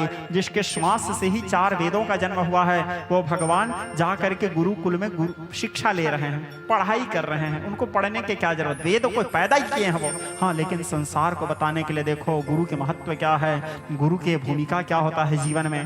भगवान नर लीला कर रहे हैं। थोड़े ही समय में सभी वेद वेदांत में पारंगत हुए रघुनाथ जी, और गुरु जी के प्रणाम करके, गुरु जी के चरण वंदन करके रघुनाथ जी वापस महाराज दशरथ के आंगन अयोध्या राज दरबार में पहुंचे और वहां अपने माता पिता के साथ निवास करने लगे। तो यहाँ राम जी भी अपने गुरु जी से ज्ञान लेकर के आए। आ करके राम जी अब निवास करने लगे कहाँ? अयोध्या में। इसी बीच में एक और गुरु की चर्चा आता है। ठीक है, कौन से गुरु है वो? गोस्वामी तुलसी, ये रामचरितमानस के रीढ़ की हड्डी है ये कथा, मान के चलो। ठीक है, एक और गुरु की कथा आता है। गाधे तनया मन चिंता व्यापे, हरि बिनु मराई न निश्चर पावे। गाधी तनय अर्थात किसको बोला जाता है गाधी तनय? विश्वामित्र जी को। विश्वामित्र जी के मन में बड़ा चिंता हुआ। विश्वामित्र जी विचार किए, असुर समूह सतावहि मोहि। वो जो उस समय रावण के जो अनुचर लोग थे, त्रिशिरा हैं, खर हैं, दूषण हैं, ये सब लोग खूब परेशान करते थे। जहां पे भी ऋषि मुनि यज्ञ करते थे, पूजा पाठ करते थे, उनके यज्ञ अनुष्ठान पूजा पाठ सब में विघ्न उत्पन्न करते थे। उनको वो यज्ञ करने नहीं देते थे, उनके यज्ञ को सफल होने नहीं देते थे। स्वप्न में रात को सोए हुए थे। स्वप्नेश्वरी के भी उपासक थे वो। वेद माता गायत्री के तो प्रचंड उपासक थे, साकार रूप दे दिए थे। आज भी गायत्री जप करने से पहले विश्वामित्र जी के नाम से संकल्प किया जाता है। विश्वामित्र रसे अनुष्टभ छंदः। कैसे महाराज? हाँ, तो विश्वामित्र जी के श्राप को भी विमोचन किया जाता है। शुक्र श्रापादि मुक्ता भव, विश्वामित्र श्रापादि मुक्ता भव, वशिष्ठ श्रापादि मुक्ता भव, ब्रह्म श्रापादि मुक्ता भव इत्यादि गायत्री जी के जो क्रियाएं होती हैं उसमें। तो विश्वामित्र जी आए, उनको स्वप्न में महादेव बोले अवध में जाओ, मांग लाओ राम को, ब्रह्म और माया का मिलन कराओ। जब विश्वामित्र जी को आदेश हुआ तो विश्वामित्र जी आए कहाँ? अयोध्या। जैसे विश्वामित्र जी अयोध्या आए, अयोध्या में पूरा खलबली मच गया, भय का माहौल। क्यों भय का माहौल? विश्वामित्र जी के आने से। संत हैं, संत के आने से तो खुशी का माहौल होना चाहिए, बोले गुरु जी आए हैं। लेकिन वहां पूरा अयोध्या में भय का माहौल। भय का माहौल इसलिए है, ये बड़ा खाटी संत है। ठीक है, ये जब जब अयोध्या आया है कोई ना कोई कांड करके गए हैं। ठीक है, इससे पहले एक बार आए थे गुरु वशिष्ठ जी के नंदिनी गौ के हरण करने वाले स्थिति कथा आता है। एक बार आए थे, यही अयोध्या की कथा है। महाराज हरिश्चंद्र की कथा आप लोगों को मैं शिव पुराण देवी भागवत में सुनाता हूँ। हरिश्चंद्र दानी की सुनिए कहानी, काशी में जाके बिके तीनों प्राणी। महाराज हरिश्चंद्र की कथा, ये विश्वामित्र जी आकर के उनके पूरे राजपाट को दान में लेके चले गए। अब राजपाट को पूरा दान में लेके चले गए विश्वामित्र जी। तो हरिश्चंद्र अपने पत्नी तारामती पुत्र रोहित के साथ जाकर के काशी के चौराहे में अपने आप को बेच दिए और मणिकर्णिका घाट में जाकर के पहरेदार बन करके वहां सोचो पलक झपकते ही राजा रंक राजा बन गए थे। ऐसा विचित्र कथा आता है। समय बड़ा विचित्र होता है श्रोता समाज। मैं अपने कथाओं में हमेशा कहता हूँ, समय का घमंड कभी नहीं करना चाहिए। अपनी स्थिति का, अपने पद का, अपने रुतबा का अहंकार कभी नहीं होना चाहिए, क्योंकि समय पलटने में समय नहीं लगता। ठीक है, समय बड़ा बलवान रे भैया, समय बड़ा बलवान। समय के आगे हम तो क्या हैं, समय के आगे हम तो क्या हैं, झुक जाते भगवान रे भैया, समय बड़ा बलवान रे भैया, समय बड़ा बलवान। इस दुनिया में समय ने भैया, इस दुनिया में समय ने भैया राम को भी ना छोड़ा, राम को भी ना छोड़ा, राम को भी ना छोड़ा। राज्य सिंहासन तो छोड़ के उनका वन से नाता जोड़ा, वन से नाता जोड़ा, वन से नाता जोड़ा। ए संयोग वियोग यहाँ का खेल समझ न आया, जीना पड़े हमें चाहे बिछड़े प्राणों से कोई प्यारा, प्राणों से कोई प्यारा। जो हर हाल में, जो हर हाल में, जो हर हाल में हंसकर जीने सुखी वही इंसान रे भैया, समय बड़ा बलवान रे भैया, समय बड़ा बलवान। समय बड़ा विचित्र होता है श्रोता होता है समाज, पलक झपकते ही राजा को रंग को राजा बना देता है। समय पड़ते एक साधारण व्यक्ति राजा बन जाता है। एक राजा समय के मार में दर बदर ठोकर खाते फिरते, जिसके सामने आगे पीछे 10 लोग, जिसके उपस्थिति में हजारों लोग उपस्थित होते हैं, उसके आगे पीछे 4 लोग खड़े होने वाले नहीं रहते, जिंदाबाद बोलने वाले नहीं रहते जब समय का मार पड़ता है। ठीक है, समय का सम्मान करो, समय किसी का सगा नहीं है। चला लक्ष्मी चला प्राणा, चला जीवित मंदिरे, चला चलो ही संसारो, धर्म एको ही निश्चला। क्योंकि आपके पास जो संपत्ति है वो भी चला जाएगा, आपके पास जो पद है वो भी चला जाएगा। अपने व्यवहार को मधुर रखो, ठीक है, अपने पहचान को मधुर रखो, इंसानियत को जिंदा रखो। क्योंकि जब आपके पास पद नहीं रहेगा, प्रतिष्ठा नहीं रहेगा, आपके पास धन भी नहीं रहेगा, तो आपका जो व्यवहार है वो उस समय काम आएगा, आपके मानवता का उस समय काम आएगा। ठीक है, धर्म एको ही निश्चल, धर्म के धुरी को धारण करो, धर्म के पथ पर चलो। धर्मस्य विश्वस्य जगत प्रतिष्ठा, क्योंकि संसार में प्रतिष्ठा धर्म के नाम पर ही प्राप्त होता है। और वास्तविक रूप से धर्म का पालन करो। तो ये हरिश्चंद्र जी की कथा, इतने बड़े चक्रवर्ती सम्राट हरिश्चंद्र, जिसके सत्य का डंका त्रिलोक में बजता था, मरघट में पहरेदार बन गए करम। हरिश्चंद्र जी की कथा एकदम अद्भुत कथा है। तो यह हमारे राम कथा है, किसी दिन बताऊंगा, लेकिन आप लोगों को यदि समय पड़ा तो यूट्यूब के माध्यम से तो आप लोग सुनते रहते हो, कहीं की कथा में बताऊंगा विस्तार से। हरिश्चंद्र जी की कथा बड़े करुण प्रसंग है, बड़ा दर्द भरा प्रसंग है। तो विश्वामित्र जी आए तो इस बार आए हैं तो और क्या करने वाले हैं, इस बात का भय हो गया सबको। एक बार तो हरिश्चंद्र पहरेदार बन गए, राजपाट चला गया। लेकिन जब महाराज दशरथ को पता चला विश्वामित्र जी आए हैं, गदगद हो गए, क्योंकि वो गुरु वशिष्ठ के चेला हैं, जानते हैं कि घर में एक सच्चे संत के आगमन का महत्व क्या है। मुनि आगमन सुना जब राजा, जैसे सुने गदगद हो गए, बोले गुरुदेव आए हैं। आए सुंदर द्वार में उनके पाद प्रक्षालन किए, उनके चरणोदक पान किए। चरणोदक पान करने के बाद उनके चरणों के जल को पूरा अयोध्या में सिंचन किए। अयोध्या में सिंचन करने के बाद उनको बिठाए, उनको जलपान कराए। उनको जलपान करा करके हाथ जोड़ करके पूछे, गुरुदेव आपके आने का कारण? के ही कारण आगमन तुम्हारा, हे गुरुदेव आपका आने का कारण क्या है? तब विश्वामित्र जी कहने लगे महाराज दशरथ से, हे राजन, असुर समूह सतावहि मोहि। असुर लोग मेरे को बहुत सता रहे हैं राजन। तुम राजा हो, तुम्हारा कर्तव्य है कि ब्राह्मण का रक्षा करना, गौ का रक्षा करना, धर्म का रक्षा करना, प्रजाओं का पालन करना। क्योंकि जासु राज प्रिय प्रजा दुखारी, शोल्र पावस नरक अधिकारी। जिस राजा के राज्य में यदि प्रजागण दुखी है तो वो राजा नरकगामी होता है, ऐसे हमारा इतिहास कहता है, हमारा शास्त्र कहता है। राजा का कर्तव्य है कि अपने प्रजाओं को अपने बेटा बेटी के समान पालन करें, अपने पुत्र पुत्री के समान पालन करें। तो हे राजन, मैं भय ग्रसित हूँ, हम लोगों का यज्ञ सफल नहीं हो रहा। हम यज्ञ करते हैं तो उसी यज्ञ में जो आहुति देते हैं उस आहुति से देवता लोग को प्राप्त होता है। देवता लोग बलिष्ठ होते हैं, हमारे सारे कार्यों को सिद्ध करते हैं, हमारे मन इच्छा के अनुकूल हमको वरदान देते हैं, असुरों के ऊपर विजय प्राप्त करते हैं। हम यज्ञ ही नहीं कर पा रहे हैं। यज्ञ रक्षा के लिए मैं आपके पुत्र राम सहित लक्ष्मण को लेने आया हूँ। जैसे महाराज दशरथ सुने राम को मंग रहे हैं, विश्वामित्र जी कांप गए, कहने लगे गुरुदेव सब सुत मोहि प्राण की नाई, राम देत नहीं बनत गोसाई। हालांकि मेरे सभी पुत्र मेरे लिए प्राणों के समान प्रिय हैं, किंतु राम फिर भी राम है गुरुदेव, राम को नहीं दे पाऊंगा। यदि राम को दे दिया तो मैं मर जाऊंगा गुरुदेव।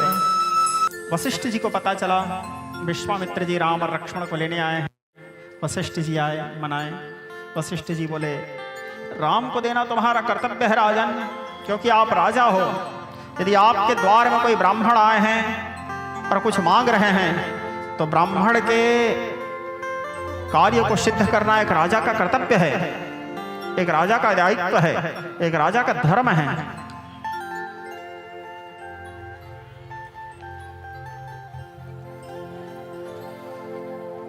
गुरु महाराज वशिष्ठ के आदेश प्राप्त करके महाराज दशरथ राम और लक्ष्मण जी को विश्वामित्र जी को दिए।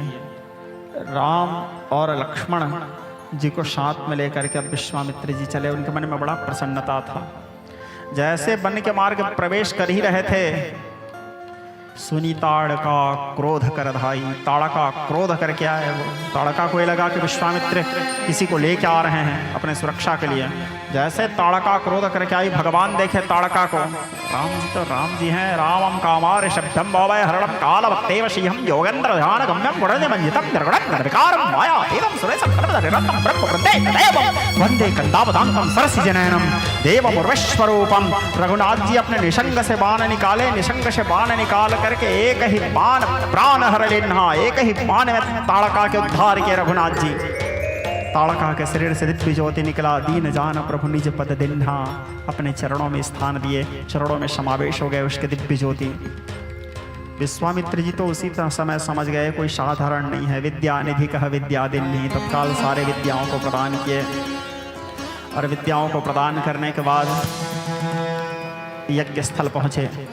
यज्ञ स्थल पहुंचने के बाद सुंदर यज्ञ आरंभ हुआ। बोले निर्भय होकर के यज्ञ कीजिए गुरुदेव। राम और लक्ष्मण दोनों भाई हाथ में धनुष बाण लेके चारों ओर घूमने लगे।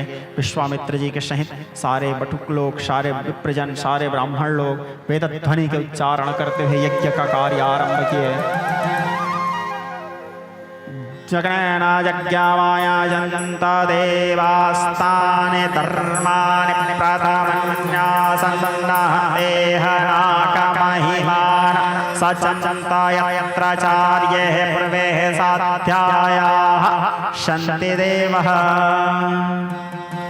राजाधिराजाय प्रसह्यसाहिनः नमो वै श्रवणाय कुर्महे शमे कामान कामकामाय मह्यं कामेश्वरो वै श्रवणो ददातु। कुबेराय वै श्रवणाय महाराजाय नमः। स्वस्ति साम्राज्यं भोज्यं स्वराज्यं वैराज्यं पारमष्टराज्यमाराज्यमाधिपत्यशब्दपर्यायः स्यात्। सार्वभौमः सार्वायुखः अन्तः धामरार्धः पृथिव्यै समुद्रपर्यन्ताया एकराडिते। सुंदर वेद ध्वनि के उच्चारण करते हुए यज्ञ आरंभ हुआ। यज्ञ में अनेक प्रकार के आयुध निकलने लगे। मारीच आया, साथ में सुबाहु उनका भाई आया। बहुत से सैनिक भी थे। जैसे मारीच को देखे रघुनाथ जी यज्ञ में विघ्न उत्पन्न करने आ रहे हैं, रघुनाथ जी क्या किए? बिनु फर बाण रामत ही मारा सत जो जनगा सागर पारा। बिना फर का बाण मारे रघुनाथ जी 100 योजन समुद्र के उस पार जाकर के गिरा। मारीच कहाँ फेंकाया उसको होश नहीं था। लंका में जाकर के गिरा। यही मारीच आगे चल करके अपने अनुभव रावण से शेयर भी करता है। जिस समय मारीच के पास गए थे, चलो शिकार करने, चलो हिरन बनो बोल के, तो मारीच समझाया था। बोले देख भांचा, मामा भांचा थे मारीच रावण, ताश हो गए रहने कीजिए स्वामी। कई बार आदमी ओवर कॉन्फिडेंस में गलत जगह भिड़ जाता है भांचा। अभी तक जहां भिड़ा था ठीक है, यहाँ मत जा। मैं उसके पान का स्वाद चखाऊं भांचा, अलकरा मारता है। मारीच समझाया, लेकिन अब विनाश विपरीत बुद्धि, जब नाश मनुष्य पर छाता है पहले विवेक मर जाता है। फिर भी लेके गए और सोना का मृग बना। हालांकि सोना का मृग तो होता नहीं, लेकिन हुआ। असंभव है मृगस्य जन्मम तथापि रामम लुलुभन मृगाय प्रायः समापन्न विपत्ति काले दिवसी पूषा मलिना भवंती। सीता जी देखिए, सीता परम रुचिर मृग देखा। जैसे हिरण को देखिए, सीता जी कहती है प्रभु यही मृग कर अति सुंदर खाला। इस हिरण का बड़ा सुंदर खाल है, लेके आओ। तब प्रभु जानत हैं सब कारण, हर से उठे सुर काज सवारन। दौड़े भगवान उस सोने के मृग के पीछे। तो आत्मीय स्वजन, ये मृग की कथा को आगे चल के बताऊंगा, क्योंकि वो प्रसंग आगे आएगा। ठीक है, विस्तार से बताऊंगा जिस समय माता वैदेही के हरण होगा। तो अभी आओ, विश्वामित्र जी के पास राम जी जब यज्ञ रक्षा कर रहे थे, बिनु फर बाण रामते ही मारा। 100 योजन समुद्र को उस पार जाकर गिरे। गिरने के बाद पावक सर सुबाहु कुनी मारा। आग्नेयास्त्र के द्वारा सुबाहु का वध किया भगवान। और जितने सैनिक लोग थे, सैनिक लोगों को अनुज निशाचर कटक समारा। लखनलाल जी सबको सफाया किया। विश्वामित्र जी आयुध सर्व समर्पी के सभी प्रकार के आयुध राम जी को प्रदान किए।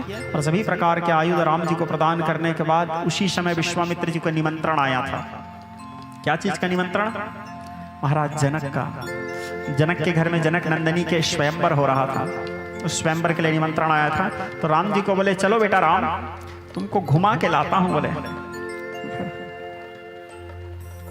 सारे संसार को घुमाने वाले भगवान को विश्वामित्र जी बोलते हैं, चलो घुमा के लाता हूं। बोले और राम और लक्ष्मण को, क्योंकि भोले बाबा के आदेश पालन कर रहे हैं, विश्वामित्र जी स्वप्नादेश किए हैं, राम और लक्ष्मण को लेकर के चले। जाते समय अचानक एक मार्ग में एक टूटा हुआ, एक उजड़ा हुआ आश्रम को देखे राम लला।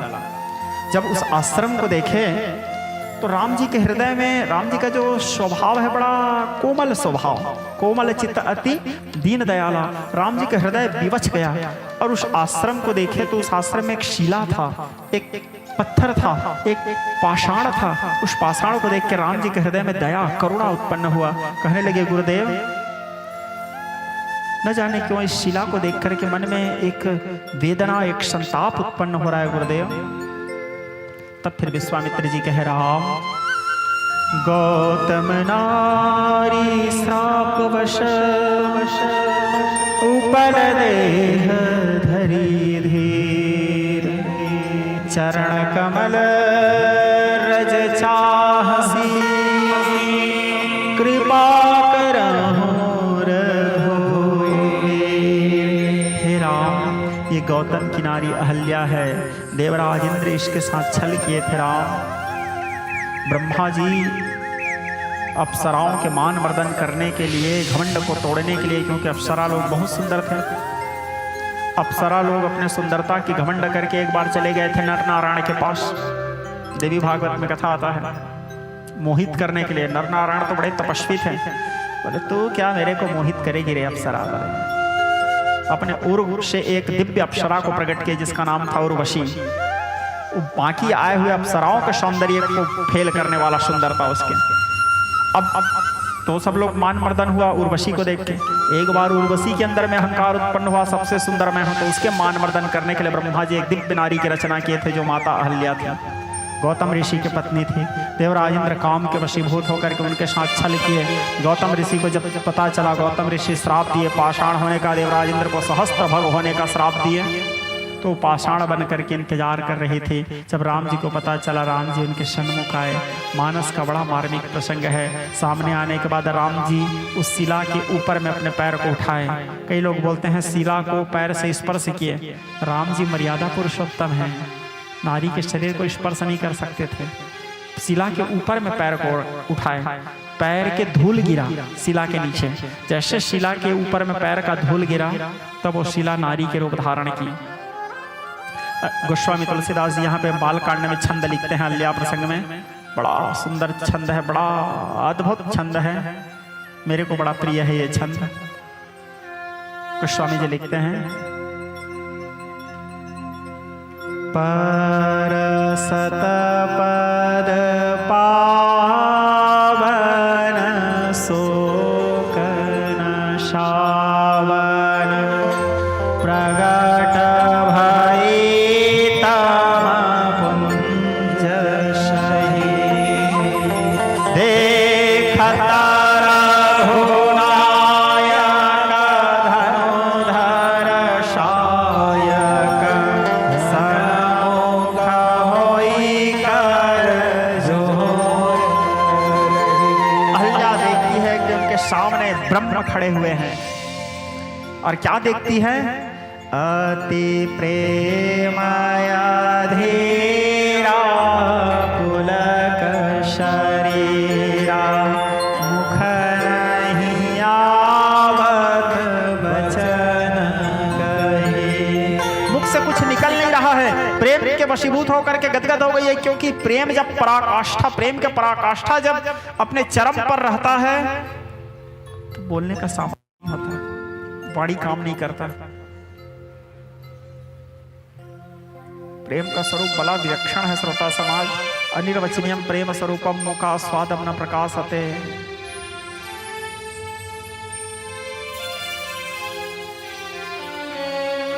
कुछ बोल नहीं पाई, आंखों से आंसू बहने लगा।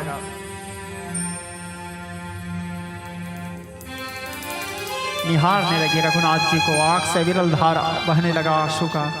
राम जी को देखती है,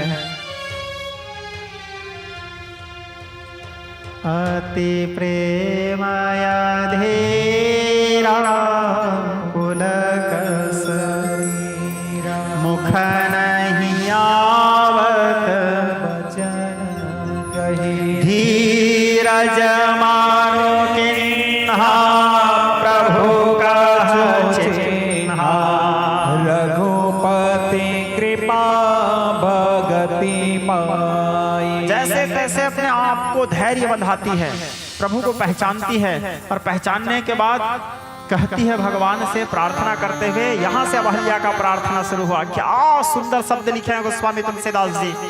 कहती है अहल्या, प्रभु अति निर्मल वाणी स्तुति ठानी, पवित्र वाणी से स्तुति करते हुए कहती है, क्या कहती है? मैं नारी पावन प्रभु जग पावन रावण रिपुजन सुखदाई राजीव लोचन भवभयमोचन पाहि पाहि शरणहि मुनि श्राप जो दीन्हा अति बल कीन्हा परमायानुग्रह महेहा। हे राम, मैं पवित्र नारी, लेकिन आप तो पतित पावन हो प्रभु, आज आप मुझे पवित्र कर दिए। हे राम, मेरे पति जो मेरे को श्राप दिए थे, आज मेरे पति के श्राप तो मेरे लिए आशीर्वाद बन गया राम। यदि मेरे पति मेरे को श्राप नहीं देते तो आज आप मेरे को नहीं मिलते राम। जो स्वरूप बस शिव मन माही जही कारण मुनि जतन कराही, जो भुसुंड मन मानस हंसा अगुण सगुण जही निगम प्रशंसा, वो स्वरूप मेरे सामने राम। देखूं भरी लोचन भव भयमोचन, यह लाभ शंकर जाना। जी भर के देखती है और देखने के बाद जे कहती है, जे ही पादा सोरा सरिता परमा पुनीता प्रगट भाई शिव शीस सोई पदा पंकज जे ही पूजत अज मामा सिर धरे ओ कृपाल हरि। एहि भांति सिधारे गौतम नारी, बार बार हरि चरण परी, जो अति मन भावा सो बरु पावा, गई पाति लोकयनंग भई अस प्रभु दीन बंधु हरि, कारण रहित कृपा दयाल, तुलसीदास सठते भजो छाणी कपट जंजाल। अहल्या बार बार भगवान के प्रार्थना करके पति लोक अर्थात गौतम ऋषि के दिव्य लोक प्रस्थान करते हैं। अब वहां अहल्या उद्धार करके रघुनाथ जी चले। कहाँ चले? चले राम लक्ष्मण मुनि शंगा, गए जहाँ जग पावनी गंगा, जहाँ माता गंगा बह रही है। गंगा जी को देख करके राम जी पूछते हैं अपने गुरु जी से, गुरु जी ये कौन सा नदी है? राम जी गुरु जी को ऐसे पूछ रहे हैं मानो उस नदी के बारे में जानते ही नहीं है, जबकि वो नदी भगवान के पैरों के नख से ही निकला है। नख निर्गता मुनिवंदिता त्रैलोक्य पावन सुरसरी। लेकिन संसार को शिक्षा देना है रघुनाथ जी को कि बिना गुरु के बताए तो मैं भी नहीं जानता, गुरु के ज्ञान आवश्यक है। इसलिए गुरु जी को पूछे, गुरु जी ये कौन सा नदी है? तब गुरु जी कहने लगे परिचय देते हुए इस नदी के, बोले बेटा राम, रथ पे भगीरथ आगे आगे, पीछे चली गंगा की धारा, लाए भगीरथ इसलिए जाए, भागीरथ कहि से पुकारा। जल के स्पर्श से पाप मिटा कर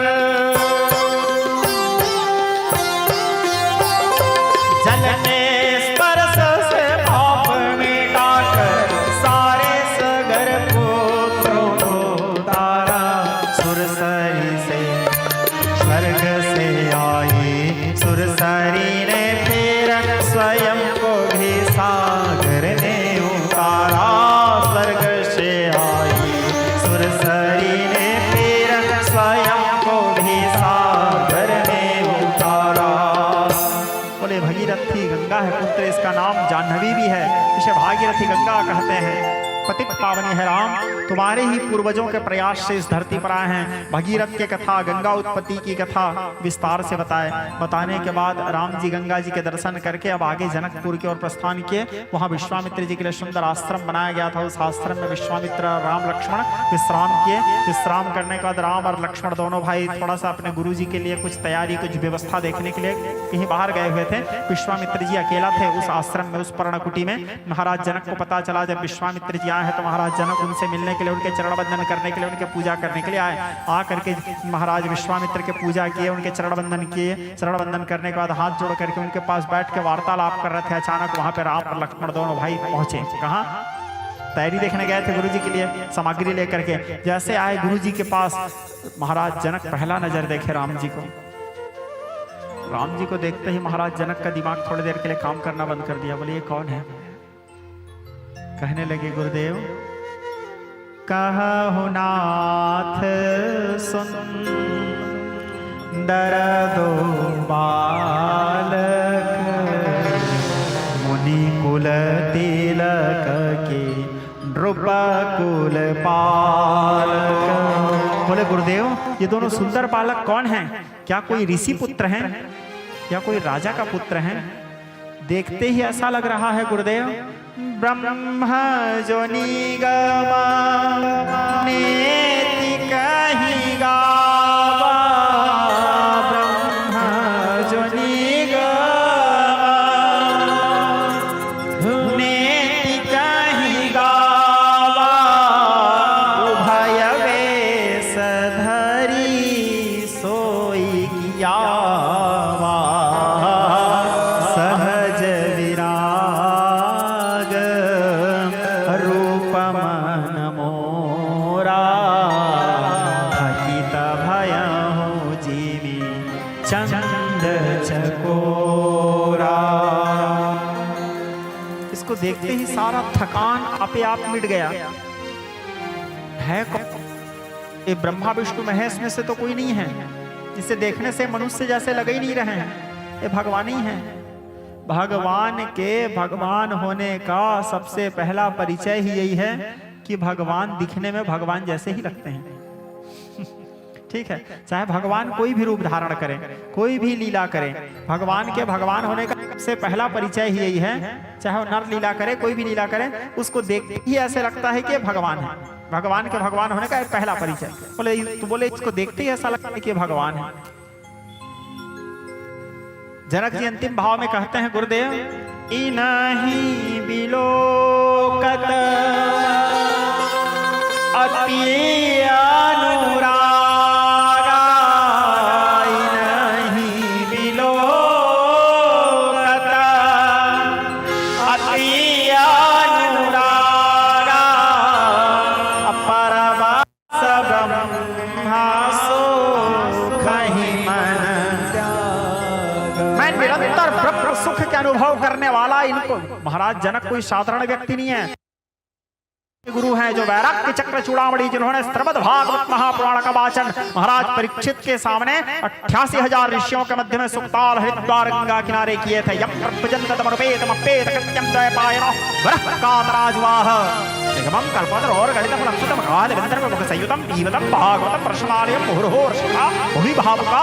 ऐसे श्री शुकदेव परमहंस योगेन्द्रा नमस्तस्मै सुकाय ब्रह्मरूपिणे उनके गुरु हैं जो देह रहते हुए भी विदेह कहे जाते हैं। ऐसे महाराज जनक।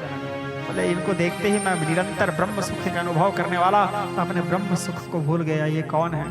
महाराज घुमा दिए, सत्य को छिपा दिए। बोले मैं दशरथ के बेटा है।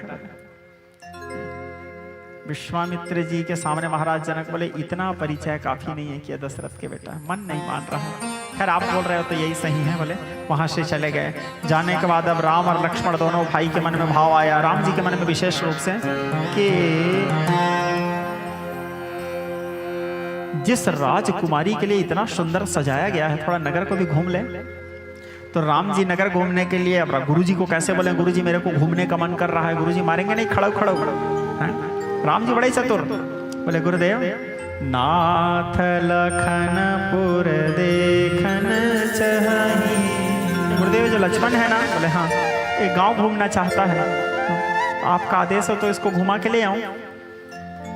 विश्वामित्र जी बोले लक्ष्मण को तो बाद में घुमाओगे, यहाँ तो मेरे को घुमा रहे हो। बोले ठीक जाओ। बोले राम जी लक्ष्मण के साथ पूरे नगर भ्रमण करने के लिए गए जनकपुर। जनकपुर घूमते घूमते छोटे छोटे बच्चे लोगों को पता चला, राम जी के रूप को देख के सब मोहित हो गए, सब आकर्षित हुए। सब लोग आकर्षित होकर के आए, आकर के राम जी के उंगली को पकड़ के छोटे छोटे बच्चे लोग उनको घुमाने लगे। चलो हम दिखाते हैं आपको जनकपुर। और दिखाने लगे, वो देखो वहां सीता जी बैठेगी, वो देखो वहां महाराज जनक बैठेंगे, वहां विश्वामित्र जी बैठेंगे, वहां धनुष को रखा जाएगा, वहां ये होगा, वहां वो होगा, वहां से बिरुदावली गाया जाएगा। आए हुए राजकुमार लोग, राजा महाराजा लोग यहां बैठेंगे, वो महल ये महल सबको दिखाने लगे। राम जी बच्चों को आनंद प्रदान करने के लिए हाँ ऐसे आश्चर्यचकित हो करके देखने लगे, मानो कि उससे पहले कभी रघुनाथ जी उतना सुंदर महल, उतना सुंदर भवन देखे ही नहीं है। जबकि गोस्वामी तुलसीदास जी लिखते हैं, मानस के चौपाई हैं, लवनी में समाह भुवन निकाया, लवनी में समाह भुवन निकाया, लवनी में समाह, लवनी में समाह भुवन निकाया, लवनी में समाह भुवन निकाया,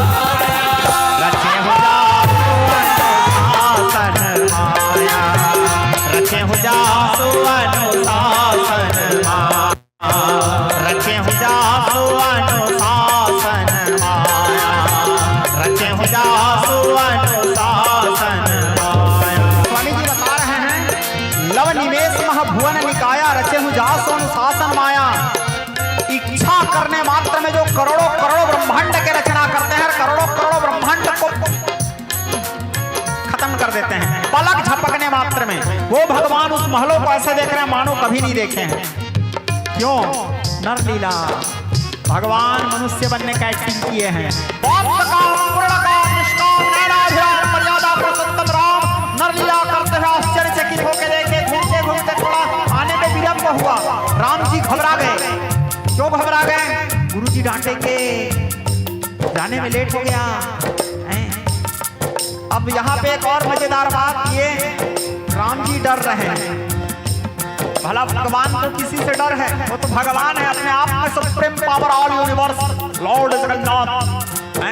लेकिन क्या उसको किसी के डर चाहिए? डर हो सकता है, लेकिन भगवान डर रहे हैं। क्यों डर रहे हैं?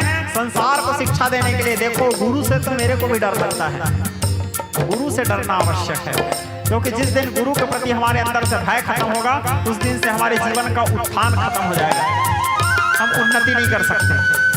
राम जी डर रहे हैं, जाओ त्रास कहाँ कहाँ डर सोई, भजन प्रभाव दिखावत सोई। राम जी भयभीत हुए, भयभीत होने का दाएं। गुरु जी हालांकि कुछ नहीं बोले, गुरु जी हमेशा थोड़ी डांटते हैं जी, दिमाग खराब होने से ही डांटते हैं, ठीक है, कुछ नहीं बोले गुरु जी। तो अब भोजन करने के बाद राम जी गुरु जी के चरण दबाने लगे। राम लक्ष्मण गुरु जी बोले हो गया बेटा, जाओ सो जाओ, नहीं छोड़े। बार बार जब गुरु जी बोले तब राम जी चरण को छोड़ करके आए, शयन करने लगे, लखन लाला के चरण दबाने लगे। राम जी लखन को आदेश दिए सो जाओ, सोए। रात्रि के 4 प्रहर बीता, गुरु जी के उठने से पहले राम जी उठ करके स्नान आदि से निवृत्त हुए। निवृत्त होने के बाद गुरु जी के पूजन के सब तैयारी किए। गुरु जी स्नान आदि से निवृत्त हुए, कहे राम एक काम करो, जाओ बेटा प्रमदावन। यही वो प्रमदावन है जहां ब्रह्म और माया का मिलन होने वाला है। क्योंकि विश्वामित्र गुरु जी जानते हैं ना चेला का काम कहां बनेगा, ठीक है। तो गुरु जी बोले जाओ बेटा प्रमदावन, मेरे पूजा के लिए पुष्प लेकर आओ। अब राम जी भैया लखन के साथ गुरु जी के फूल लेने प्रमदावन गए। ये वही प्रमदावन है जहां गौरी मंदिर है, माता जगदम्बा का मंदिर। उधर राम जी जैसे फूल लेने के लिए प्रमदावन पहुंचे, एक एक पुष्पों का चयन कर रहे हैं। माता सीता गौरी पूजा करने के लिए चली लाई सीत ही सखी सादर सजी सुमंगल भामिनी गिरिजा पूजन जननी पठाई। माता के पूजा करने के लिए, क्योंकि विवाह से पहले गौरी पूजा का महत्व है। आज उसे आप लोग देवतला बोलते हो, ठीक है। तो गिरजा पूजन करने के लिए चली, पहुंची, जाकर के सुंदर बड़े भाव से माता जगदम्बा के पूजन कर रही है। जगदम्बा के प्रार्थना कर रही है। यमाराध्य वरंचरस्य जगत त्रष्टा हरिपालकः संहर्ता गिरीश स्वयं समत्वया चया योगिभियामद्यं प्रकृति वदन्ति मुनस्त तत्त्वार्थ विज्ञः परातां देवी प्रणमामि विश्वजननी स्वर्गापवर्गप्रदा। जगदम्बा के स्मरण कर रही है, जगदम्बा के पूजन कर रही है, प्रार्थना कर रही है। देवी प्रपन्नार्ति हरे प्रसीद प्रसीद मातोर जगतःखिलस्य प्रसीद विश्वेश्वरी पाहि विश्वं त्वमेश्वरी देवी चराचरस्य चण्डवीरा चण्डमाया चण्डमुण्डं प्रभञ्जनीं तां नमामि देवेशी चण्डिका चण्डविनाशिनीं। बड़े भाव से जगदम्बा की पूजा कर रही है। पूजा किन्नय अधिक अनुरागा, पूजा किन्नय अधिक अनुरागा, भगवर मांगा। अपने मन के अनुकूल वरदान मांगती है भगवती से। पूजा करते समय सीता जी की एक सहेली थी, ठीक है। वो सहेली दौड़ी दौड़ी आई और आकर के सीता जी से कहती है, सीता क्या हुआ? सुनो ना। बोले हाँ। तो कहती है, आली ऐ सखी सुनहु सखी अस को तनु धारे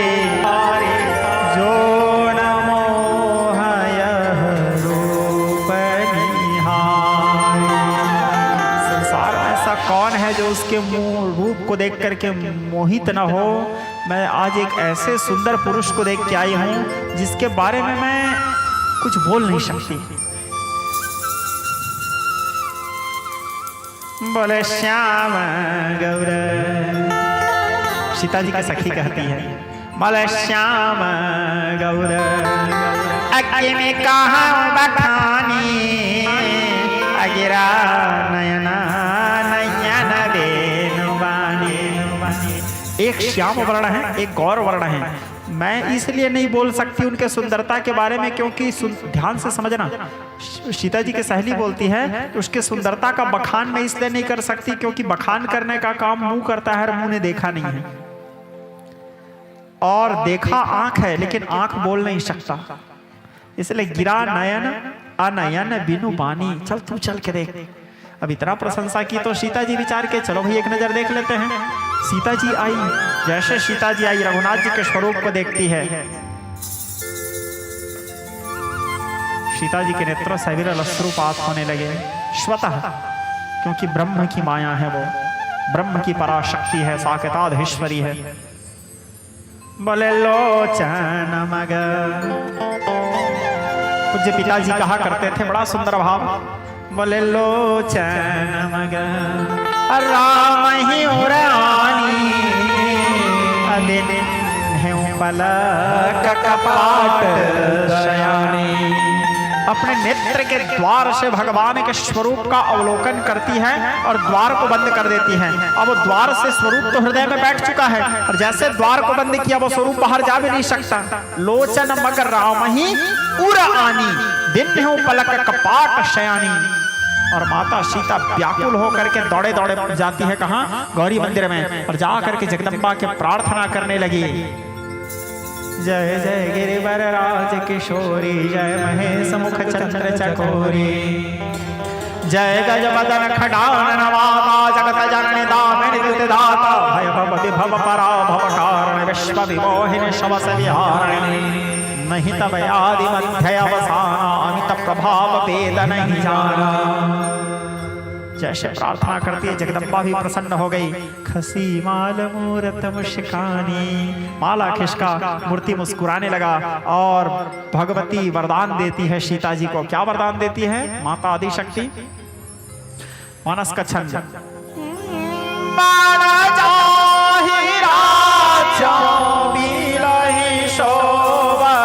सहज सुंदर सावरो,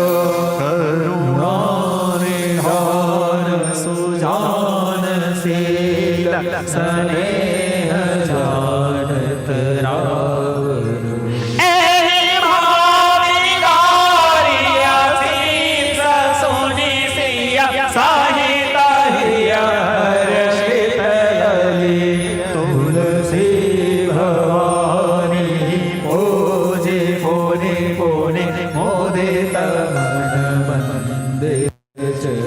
अब सीता जी जगदम्बा की वंदना करके आती है। स्वयंवर आरंभ हुआ, विरुदावली गाने लगे।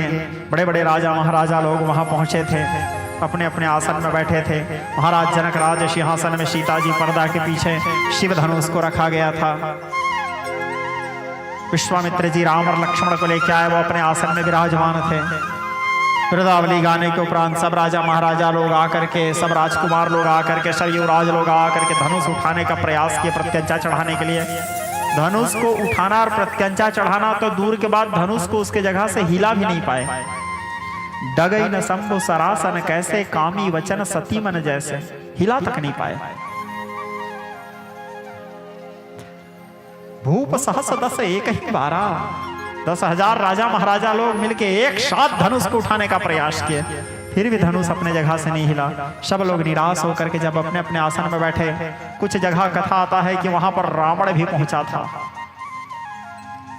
ठीक है, इस कथा को कल आप लोगों को बताऊंगा, क्योंकि इस कथा का व्याख्या शुरू करूंगा तो फिर आज बिहाव नहीं हो पाएगा राम जी का। ठीक है, क्योंकि अब बिहाव करना है। ठीक है, तो कल बताऊंगा। लेकिन रावण पहुंचा था, क्या क्या हुआ था वहां। रावण हाथ नहीं लगाया धनुष को, रावण बाण छुआ नहीं चापा। रावण का सीधा सा सिद्धांत था, मेरे गुरु का धनुष यह, सीता मेरी मात, नाव सबन को माथ पुनी, मैं निज घर को जात। इस प्रकार कह करके रावण वहां से चले गए। बाणासुर भी आए थे। अब जब कोई धनुष नहीं उठा पाए तो जनक जी खड़े हुए, अपने व्यथा को, अपने व्याकुलता को बताए कि आज अब पृथ्वी वीर विहीन हो गया।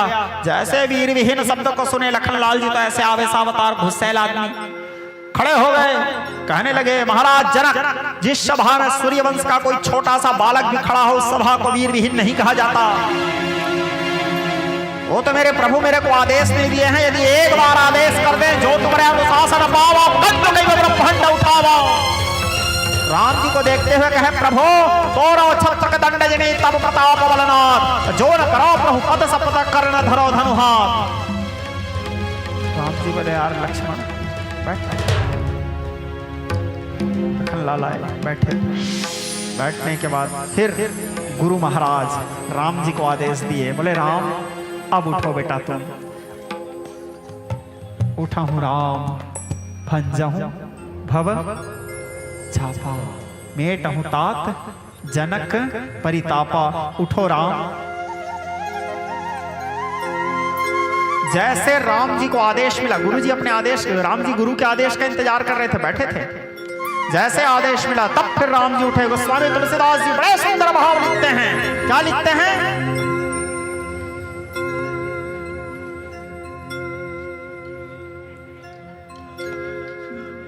गुरु ही प्रणाम मन ही मन दिन्हा,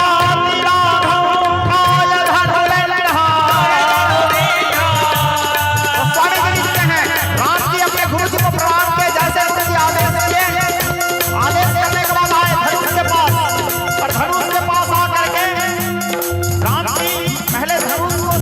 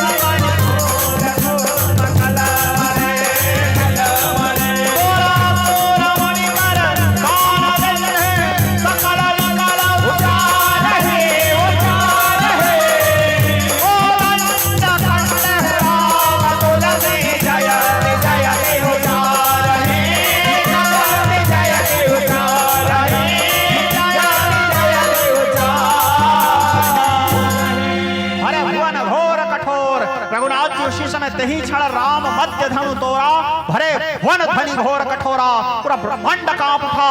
देवता लोग आकाश मार्ग से कल्प प्रशोनी की वर्षा करने लगे, नगाड़े दुम्दुभी भेरी सहनाई बजाने लगे। जय शब्द नवा शब्द शंख शब्द बचा, जय जयकार ध्वनि होने लगा। उदय उदित गिरिमंच पर रघुवर बाल पतंग विकसे संत सरोज बना। रघुनाथ जी धनुष भंग किए, सीता जी आई। सीता जी आकर के राम जी के गले में बरमाला डालती है, बरमाला डाल के उनके चरण वंदना की।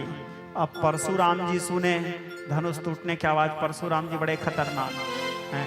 शांत वेश करनी कठिना बरनी न जाय स्वरूप, दिखने में बड़े शांत, कारनामा एक से एक, खाटी खाटी कारनामा, ठीक है, एक से कल कर हाल करहा कारनामा। परशुराम जी के बारे में क्या क्या बताऊं। उसके नाम से क्षत्रिय राजा लोग भीत भीत कंपहा कांपते थे। उसके साथ गलत भी हुआ था, ऐसे नहीं। पहले तो सुंदर वेद मंत्र पढ़ता था। भगवान विष्णु के अवतार हैं, नारायण जी के आवेशावतार। सुंदर स्वस्ति वाचन करता था, शिव जी की उपासना किया, शिव जी को गुरु बनाया। अब उसके साथ किसी को जबरदस्ती टार्चर करोगे, किसी के माँ बाप को मारोगे, पीटोगे, उसके भाई लोगों को मारोगे, हैं, तो शास्त्र पढ़ने वाला हताश होकर शस्त्र उठाएगा ही, ठीक है। वो तो शास्त्र पाठक था। संसार उसको, उस काल के जो असामाजिक तत्व थे, उस काल के जो अनैतिक राजा लोग थे, जो क्षत्रिय टेढ़ी चाल चलते थे, इतना विवश किए कि शास्त्र उठाने वाला हाथ शस्त्र उठाया। और कहीं शास्त्र उठाने वाला शस्त्र उठाया तो प्रलयंकारी रूप धारण करेगा। उठाए फिर शस्त्र।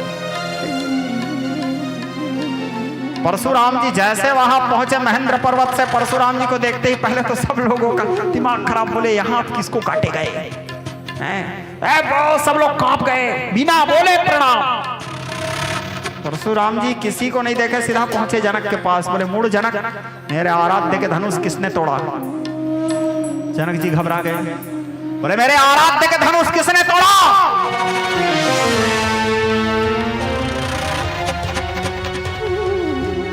जनक जी को घबराए देखे लखनलाल जी बोले चलो अब मैं एंट्री करता हूं। बोले लखनलाल जी बोले महाराज का इतना गुस्सा हो रहे हो? बोले पुराना धनुष था, मेरा भाई छुआ टूट गया, छूते ही टूट गया।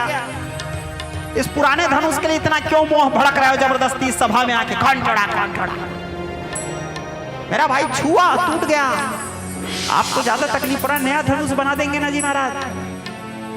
परशुराम जी के साथ इस शैली में बात करना छोटा मोटा बात नहीं है। वो लखनलाल जी के बाप दादा परदादा भी नहीं किए होंगे उसके साथ ऐसा बात, ठीक है। तो सब लोग मन में विचार करने लगे, कौन बालक इतना जबरदस्ती बात कर रहा है, काल के मुंह में जा रहा है। पर है तो परशुराम जी उसको बोले ए बालक, ये बालक काल के वशीभूत हो रहा है, विश्वामित्र इसको संभालो। बोले विश्वामित्र जी बोले भाई लखन चुप ना यार। बोले फरसा बार बार दिखाता है गुरुजी, मार दूंगा। ये चलाने वाला ना आता है कि खाली दिखाता बस? बोले परशुराम जी भीत भीत प्रकंपा और कांप गए, क्रोध से आंख अंगार के समान दिखने लगा। बहुधनु तोरे हम लड़काई, लड़कपन में हमने ऐसा कई धनुष तोड़ दिया, तब तो कोई क्रोध नहीं किए। यहाँ पे लखनलाल जी ऐसा धनुष नहीं, इसी धनुष की बात कर रहे हैं। थोड़ा सा समझना है यहाँ पे। अनेक रामायण सतकोटि अपारा। हमारे पूज्य पिताजी एक बड़ा सुंदर भाव प्रकट करते थे इस प्रसंग में। जिस धनुष को राम जी एक बार आज भंजन किए, उस धनुष को लखनलाल जी युवावस्था में खेल खेल में कई बार तोड़ देते थे। पिताजी बताते थे प्रलय हुतासन में निश्चय समर मध्य से अवतारी शत्रु सैन्य को जलाएगा। लखनलाल जी वीर रश्योत्प्रोत। जिस समय इस पिनाक धनुष के निर्माण किया जा रहा था, तो निर्माण करते समय त्रिपुर विनाश ने त्वस्त्या दधीची की तृप्त करते थे श्वास छोड़ कर। त्रिपुरासुर को मारने के लिए दधीची ऋषि के नाक से पिनाक धनुष का निर्माण किया जा रहा था भगवान शंकर के लिए। तो उसको जोड़ने का सब लोग प्रयास करते थे, शेषनाग फुंकार मार के उसको तोड़ देते थे। फिर जोड़ने का प्रयास करते थे, फिर फुंकार मारते थे, अग्नि में फुंकार, फिर टूट जाता था। कई बार जोड़ने का प्रयास किए देवता लोग, ऋषि मुनि लोग, लेकिन नहीं जोड़ पाए, धनुष नहीं बन पाया। त्रिपुर विनाश हेतु अस्त्या दधीची के चित्त करते थे श्वास छोड़ छोड़ कर, खंड खंड होता या प्रचंड लगने से चोट हार गए देव सब बार बार जोड़कर। भैरव प्रयत्न से महेश ने संभाला इसे, धनुष बनाया और मोड़ मोड़ कर। इसीलिए शेष ने कहा कि भृगुनाथ मैंने धनु ही अनेक ऐसी फेंकी तोड़ तोड़ कर। भगवान शंकर उसको बड़े मेहनत से बनाए, इसीलिए लखनलाल जी बोले इस धनुष को तो मैं अपने जब शेष था कई बार तोड़ चुका हूं, बहु धनु तोड़े हूं हम लड़काई। परशुराम जी बार बार फरसा दिखाते थे। राम जी बोले जो बालक कहतो तेरी बात बच्चा है, माफ कर दो। बोले रघुनाथ जी के सहजता सरलता विनम्रता को देख करके परशुराम जी को थोड़ा सा संशय हुआ, बोले ये मनुष्य नहीं हो सकते। राम जी को बोले राम इस धनुष में प्रत्यंचा चढ़ाओ, लेत चाप आप ही चली गए। परशुराम मन विस्मय भयो। परशुराम जी समझ गए राम जी को देख करके ये साक्षात ब्रह्म है, भुभार हरण करने के लिए अवतार लिए हैं। प्रार्थना किए और प्रार्थना करते हुए कहते हैं ताड़ कमारी के यज्ञ कराया हल्या उद्धार राम की जय जय।